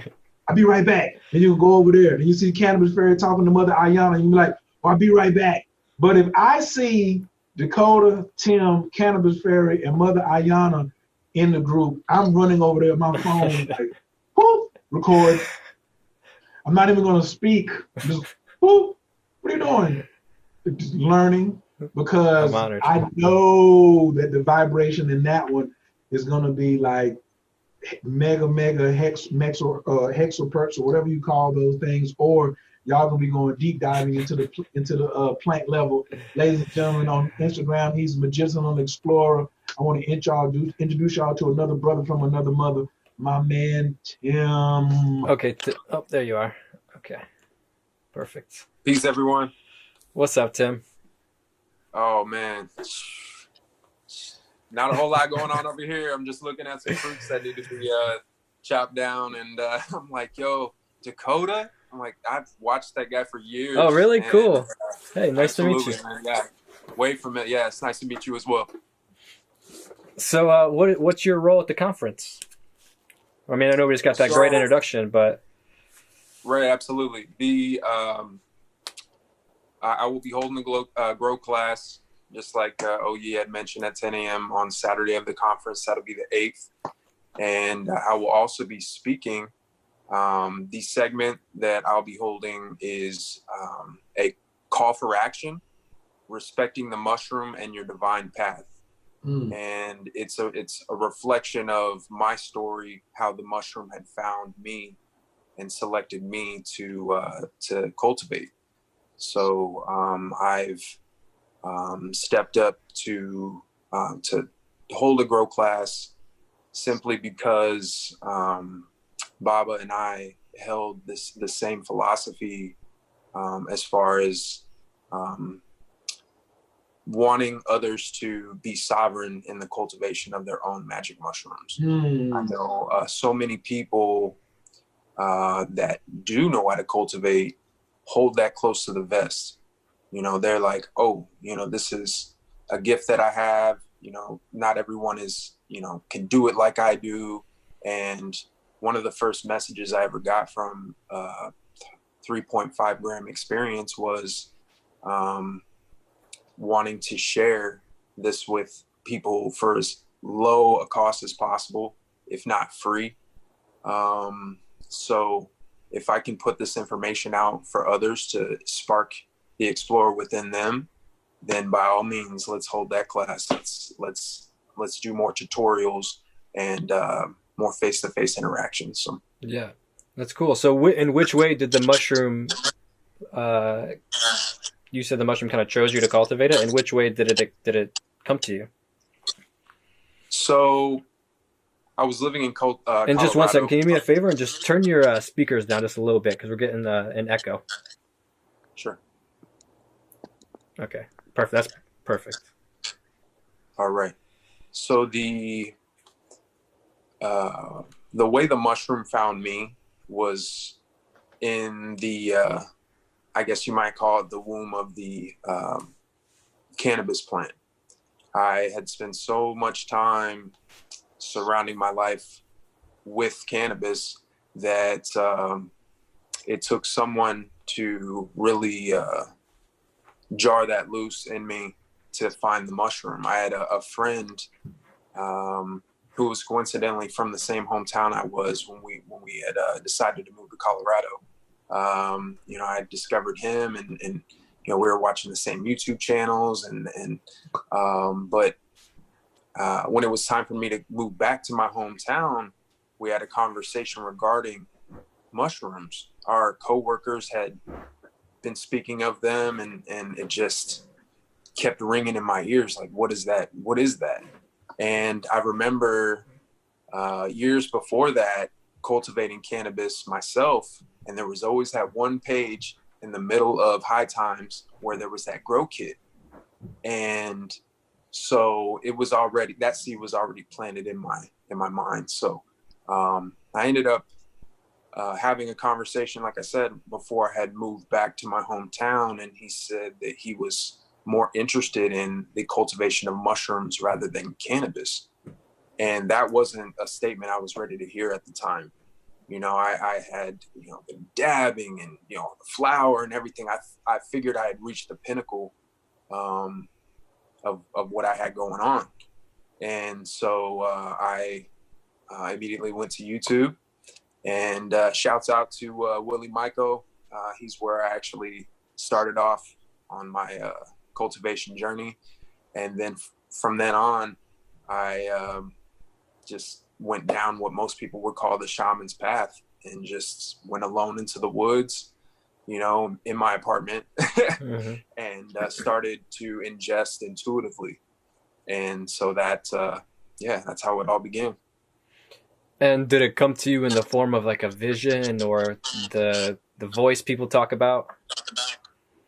Yes, absolutely. It was the 3.5 gram dose that I had taken and I was standing right where I'm at right now, and I was staring off in the space, and they're like, so you want to share this with people, don't you? I'm like, I do. And they're like, what are you gonna do? What does it take? I'm like, well, it's got to be low cost. This isn't something that I should just be asking, give me your whole wallet. Like this, I want to make it readily available. Yeah. And so from then on, I just continued my class, so to speak, with the mushroom, and got to a point where the message was delivered to me that grow kits would be a great option. There's not a whole lot of people in this world even sharing cultivation skills, let alone having a full grow kit that is all in one, ready to go as soon as you get it. And I can vouch 1,000,000% for that, because I was like, bro, you got to share this with folks, because I think he sent me one and he sent Baba Kilindi one, and the ease of use coupled with the yield is bananas. Like, I don't have to go see anyone. I trust me for what I learned, in this particular kit that you could slide under your bed. You could put it like inside. Oh, matter of fact, voila. That's it. Oh, that's anybody can just have this. I mean, where can't I put this? Oh, well, I don't know, my family will ridicule me. My family has no business seeing this. Like, this is the same size as a shoebox, right? So, like, the mini mono tub design, is the one I decided to go with, since it was so confined. You could fit it, like Oyi said, pretty much anywhere. And you'll get sterilized grains, pasteurized substrate. You'll get a 12cc liquid culture syringe. You'll also get a spore print, just in case, something happens. Maybe you just had to leave it and you abandoned it somehow. You'll still have that spore print that you could start from, as well as leftover liquid culture inside of that syringe. You'll have gloves. You'll have the 2 tubs. You'll get the lid. You'll get the liner. And you also get 24/7 assistance and support along with your grow kits. That's cool. That's a cool little adventure. I find it so funny that people like, we take mushrooms and all of a sudden our entire life course changes. It's such a recurring story with everybody. It's so funny. They do. They literally, just change the whole trajectory. Like, oh, you want that? Yep. And it's, a lot of people think that, we're serving the mushroom. We're, we become a slave to it. I'm like, no, this is an honor to be a part of this. The messages that come through are so profound and so, at times, lighthearted and loving. And funny. They got a sense of humor. And they're hilarious. And that sounds like such a silly thing to say to people that's never had that experience, but. Right. Yes, they have the ability to take you through a whole spectrum of emotion, and what comes forth, it will bring you to tears. It will bring you to tears with the amount of love that they express towards you. Absolutely. Yeah, there's a little entity somewhere hiding in there. Yep. The crazy part about what y'all said about the sense of humor, for those of you who know, and then those of you who haven't tried it yet, what's the first thing you always do? Giggle. Mm-hmm. Every trip starts with a giggle. Like when I'm sitting to someone, they're like, well, nothing's happened yet. I'm like, okay, we're good. And then all of a sudden I heard the giggle. And I was like, oh, okay, we're in Disneyland now. We're a little further into Disneyland now.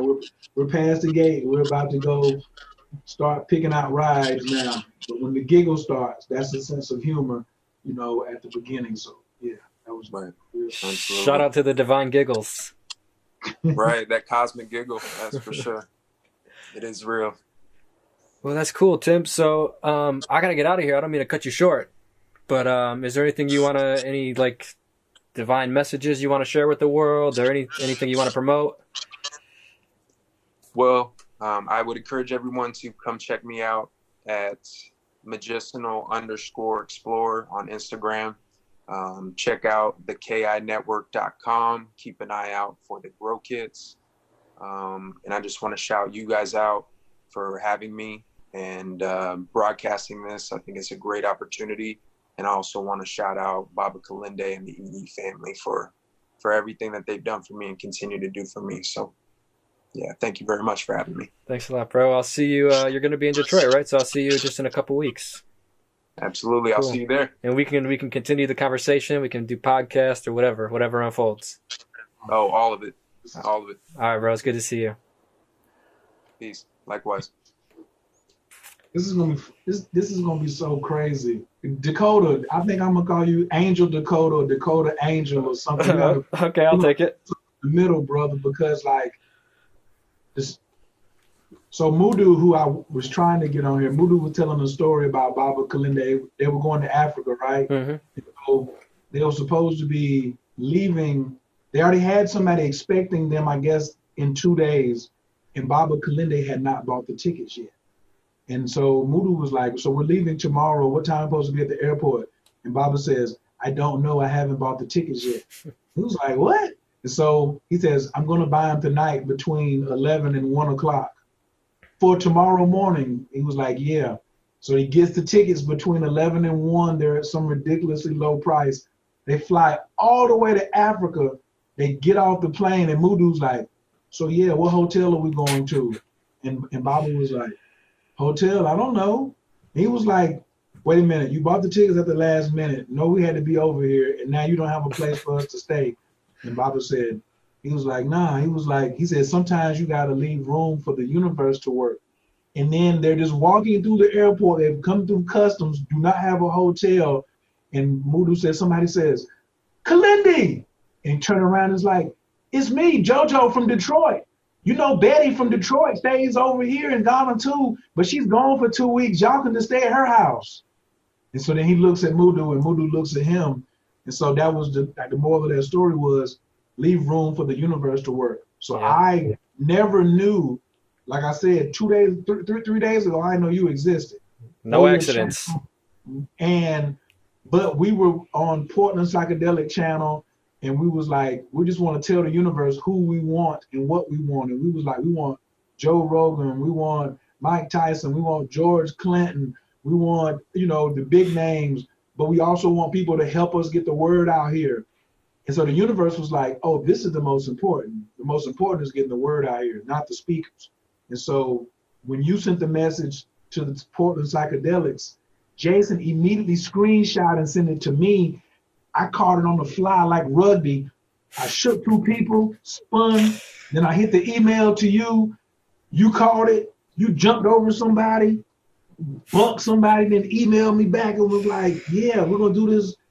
Like, for everybody watching, this did not come together over a matter of weeks, okay? Mm-hmm. This is less than 72 hours that the mycelium has said, going this way, like this. And the big part of the story is I did an interview with Baba's son, who is now the head instructor of the Tamarian Martial Institute. And he said, when Baba would meet someone, he was like, yo, you decided that we were going to meet 7 years ago. So in 2013 or 2014, that's when you and I journey started. And then we finally decided to meet, And yesterday they had this whole big thing about the new Mayan calendar and the beginning of the new world. So if you and Mama Ayana and Kevin and the Cannabis Fairy and Tim are the crew that I'm starting out with, this new world, new side of the calendar, bro, it's like we winning. Yeah, we got an all-star team here just on this podcast. And listen, this was like, we have another 12 speakers that couldn't even come today. Yeah. Who are as equally nasty with the rock. There's other people on the bench that can come off and still score 40 with 20 rebounds and 9 assists or whatever, diving into the stands, shooting fadeaway 3-pointers like Steph Curry. So yeah, this one is, man. This is monumental, man. Like, and I'm a professional astrologer. So like me, I gotta go and like, so I already know today, sun's in Leo, 5 degrees. I'm thinking of, because I wanted to do like astrology and entheogens. Yeah. But I can't teach I could like put myself on the schedule as much as I wanted. But I really want to attend other classes too. Right. But the big thing is, my main goal was to have a camera crew with enough cameras that every word out of every speaker's mouth is going to be captured. And I pulled that off with the help. I want to give a big shout out to the Portland Psychedelic Society. Jason taking the lead on that. We have volunteers. I think we got like a 7-man team right now. So it's going to be crazy. We've already asked the universe for 300 people. I'm absolutely sure we're going to do that. We're coming up with student discounts today, but we're trying to determine like what's a student. Like there's a junior high and a high school student, or maybe a college student, but then you got student of Baba Kilindi, but like it's easier for me to tell who's a college, high school, right, or middle age, but like if you were a student. So we're putting together something today on making that decision, because we also want to be a family affair. Like I told Mama Ayana, I want 17-year-old and down to be free. Yeah. I want you to come in and be like, I'm bringing my nephew, he's 16. I'm bringing my nephew, who's 15. Yeah, and it might be taboo too, to sort of, to like to the normies out there, to introduce kids to this kind of stuff at this age. But I think it's actually important stuff. I mean, in many traditions around the world, kids are introduced to this, and that it helps them in many aspects of their life. And I know it's a weird thing here because of the war on drugs and the way we view this stuff, but it'd be really powerful. Could you imagine being like 15, 14, 12, 10 years old and being introduced to this lifestyle? Being introduced to you. Yeah. I'm waiting on a 14-year-old to catch your lecture and then meet you in the hallway, and you're surrounded by teenagers asking you, how did you get to India for a year? Right. Tell me more about yoga. Tell me about relationships. Tell me about setting. How do I follow your channel? How do I start my own YouTube channel? Like, us inspiring the next generation. Yeah. Something about me, I don't like adults. I do not like adults. Yeah, fuck adults. Right, I don't like them, but the only exceptions is if I can influence an adult that's being watched by a child, I win. So 98% of the adults, like you said, I really don't get down with you. If you give me pushback or you're arguing, you don't want to work with me, then like you're a contaminant to the kids that are watching you.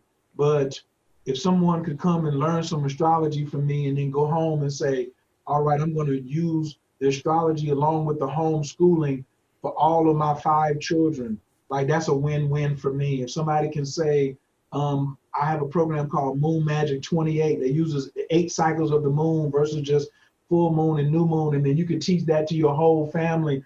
And now I got 14 and 15-year-olds who are meditating, doing Tai Chi, learning Qigongs, and learning astrology and moon magic and numerology. And now they trust me because they've known me since they were 9. Now they're 16 and they're like, oh, I know what an entheogen is because, he teaches astrology. And so, the moon was in Pisces when I got this information, and Sagittarius was rising. So blah, blah, blah, blah, blah, blah, blah, blah, blah. And what is a clairvoyant entrepreneur? What is that? Like, they've heard of entrepreneurs before, but how can you put the 2 words together? So for me, that's my mission.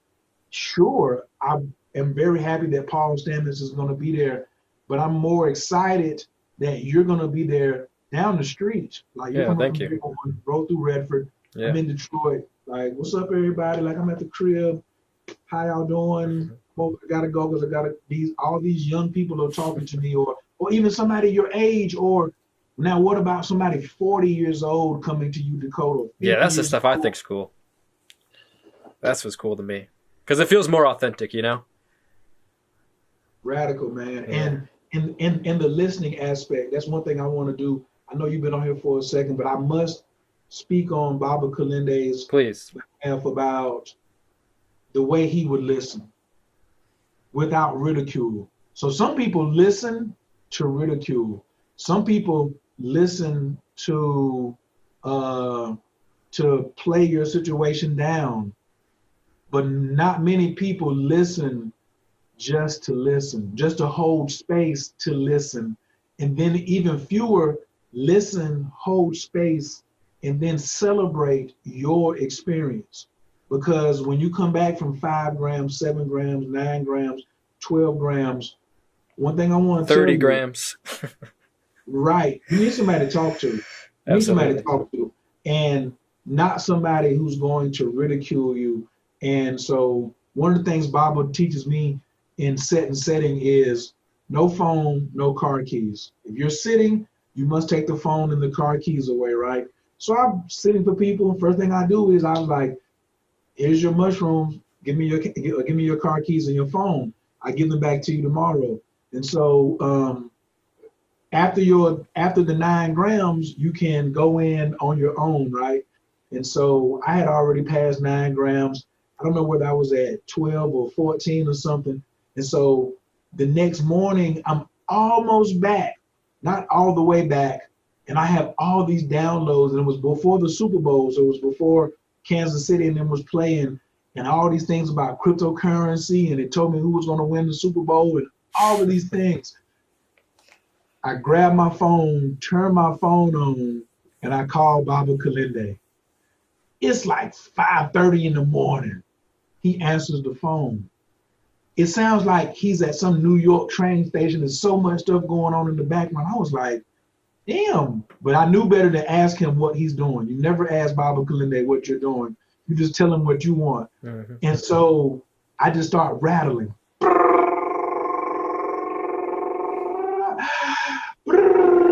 And then he's listening, and I can still hear the background noise, and he says, oh, okay.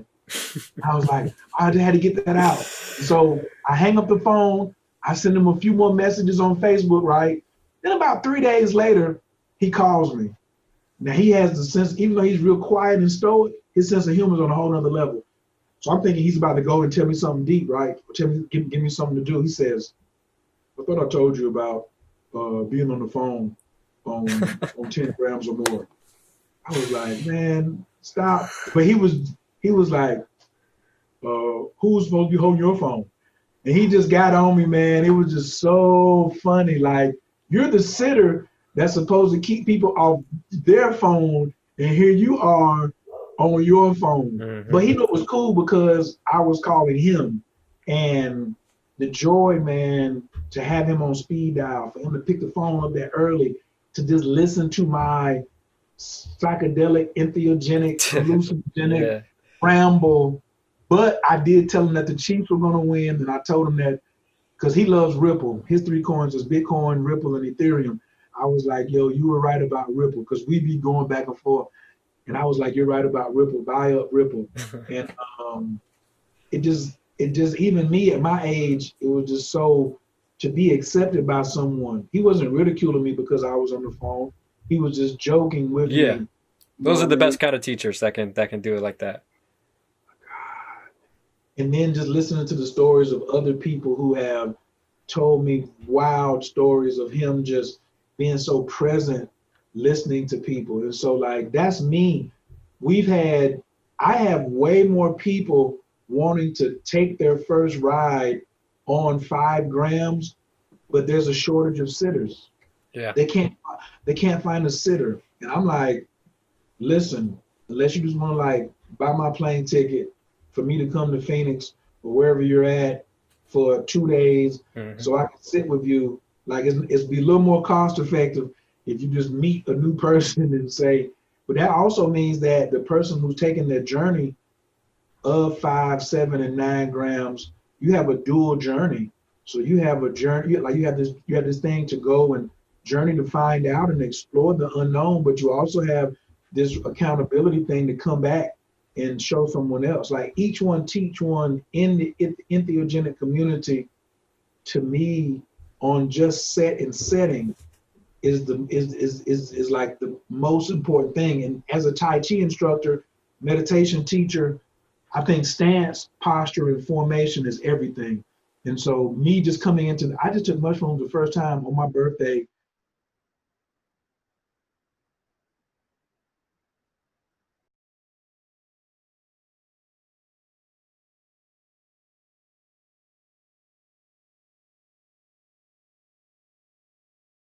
We're having some connection issues. Oh, I lost you for a second. Here I am. We're back though. If somebody would have told me 3 years ago in 2017 that this would be my inner circle, yeah, you're gonna know Dakota. You know, he's a shaman from even in Peru, he stays in Detroit. You can be hanging at Kilindi's house. You're gonna know Mama Ayana. You're gonna know Tim. You're gonna be growing your own mushrooms. You're gonna be, you know, Paul Stamets. You're gonna be setting up something with Paul Stamets. You're gonna know all these things about the word entheogen. But it took me 2 months to pronounce entheogen correctly. I could not pronounce it. I didn't know what psychonaut. I was having all type of problems spelling that. Yeah, it's a whole new language you take on this lifestyle. Man, No, that's cool. I mean, that's you're blessed to, you know, have a teacher like that in your life. I mean, there's no accidents when these people pop up into our lives. You know, the universe knows what it's doing. So we just gotta try not to overthink it and just sort of be here for it. You know, be here now. I have to honor the masters that came before my present masters because they kind of set me up for this. Mm-hmm. Right? They set me up to know proper protocol to talk to a brother like you. Mm-hmm. And then you and Kilindi and Mama Ayana sharing things that give me even more hindsight on what an earlier teacher taught me is like, The dots connect. Man, they connect like, and they don't stop connecting. They never stop connecting. That's why I was just like, man, you're talking about you nervous, man. It's like I said at the beginning. I'm sure you're nervous. You got more butterflies. That's good though. That's a good thing. I don't know whether I take a nap or whether I roll up and go for a walk or whatever. I need to go to the spa. That's what I think. I need to go to the spa. Yeah. Well, that's a good thought to leave it on. Everybody go to the spa before you get to the conference. Yep. At least take a day, go get you a nice spa treatment, whether you're just going to go to sit in the Himalayas. Well, our spas, they might not be open yet.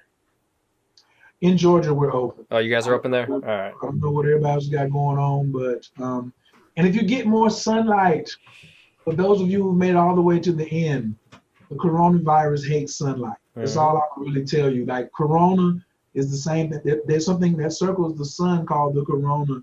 It causes electrical storms that shoot out through space. So be careful how you all are taking in information. Take the TVs out of your bedroom. Corona also means crown in Spanish. And it means crown in Spanish. So take that crown off. Come on, or put the crown on. Or straighten up your crown. Straighten it up. You know, you got it tilted to the side like a baseball cap. So if you straighten up your crown, get some sunlight, breathe down here. Stop trying to breathe through your mask. Carbonic acid is the food for this particular virus. So if you're breathing in your CO2, then guess what? You're having more growth factors in your body for this thing. We don't have any speakers. This was lovely too. We don't have not one speaker that's going to be talking about the pandemic or COVID under this roof of the church. We don't have, not one speaker has like, oh, I want to talk about the effects of the pandemic. It's like, we're not mentioning it. Yeah. We're COVID compliant. That's all we got to say. And we're doing hugs. Come through. Oh, no, there will be no illegal substances on the premises. I must say this for the 3-letter guys that are watching your channel, because a guy like you who got this many followers, this many subscribers, some of them, you know, definitely have, you know, good, you know, the artificial intelligence that's listening. We will go on record and let you guys know that Michigan is a cannabis-friendly state, so you'll be no smoking in the church, no smoking in the church, all right, and no, we will not have anything for sale for anyone. We will not be doing any ceremonies in the church. No, you will not be able to take your first mushroom trip at the conference. No, no, you're not doing any hape or yopo or LSD, none of that. Now, when you leave and go to your Airbnb down the street from the church, you are free to participate. That's the freak zone. That's the free freak zone. That's a free freak zone. You know what I mean? And you can invite.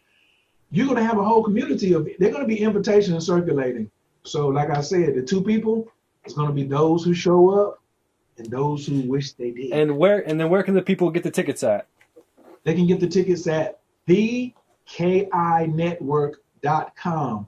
thekinetwork.com. As soon as you go to the site, you're going to scroll down. There's going to be three things. There's going to be a form where you can fill out and put your name, email, and phone number so you can receive text messages. I'm going to be starting sending out text messages tomorrow to everybody who came to the site and has left their information.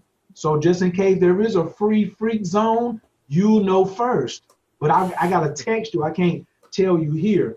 Then you'll see a video that Baba did in January of why he's doing a Detroit Psychedelic Conference. And then right below that, there'll be a big picture and it'll say, click on the mushroom below to get your tickets now before they sell out. So you'll click on this big psychedelic picture of Baba holding up a mushroom, and then it'll take you to your tickets. And we do need vendors. So if you want to be a vendor, we have a section on the website. If you like sponsorship, please get to us by like Tuesday ASAP, yeah. The ASAP. And it's just gonna be amazing. I would say book your plane ticket first, get Airbnb or hotel second, get your ticket, get your admission ticket third. But I would secure the plane ticket or the rental car if you want to drive in, because the surrounding areas, man, is really not that far. Nothing is more than 20 minutes away from the church. Like you're not in the boonies or anything like that. You're not going to be 45. There's no way you can be 45 minutes away. 45 minutes away from from the church is Toledo. Right. Okay? You're probably just 10 minutes from the airport.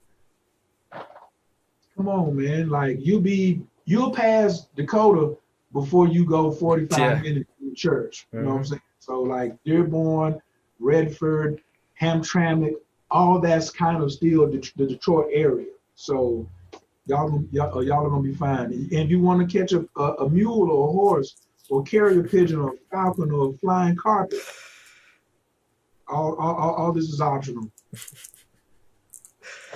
Well, thanks so much for setting this up. This is a good podcast. I'm excited. I'm gonna start working on it right now and try to get it uploaded for tomorrow morning. Is there anything else you want to say? Nah, man, you a powerful cat. When's your birthday? Just passed June 13th. So last month. Yep. Oh, so you are. Uh-oh, here it comes. Nah, I gotta have to switch. Oh, so you're 4 diamonds. Oh man, so when Jay-Z does he holds up his rock, that's because his birthday is December the 4th. He's an ace of diamonds. There's 52 weeks in a year, 52 cards in the deck. Every day in the calendar year has a card associated with it.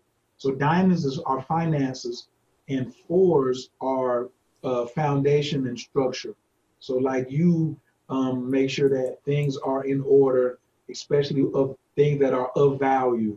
So you keep books very well. You probably keep an eye on your credit score, and you definitely keep a tab of who owes you money and who paid you money, things like that. And finances are definitely important to you. And you're also a 2 of spades for your planetary ruling card. So you're no stranger to hard work, but you rather work with teams versus, you got that Gemini energy. Anyway. You hear that, ladies? You got good with money, hard working. Ladies, listen, a 4 diamonds, 2 of spades, Gemini. That's dangerous. I'm gonna go ahead and I'm gonna just go ahead and co-sign him real quick. I don't know where his Venus is at and where his Mercury and all that is at, but right now, ladies, and my Venus will hopefully be somewhere soon.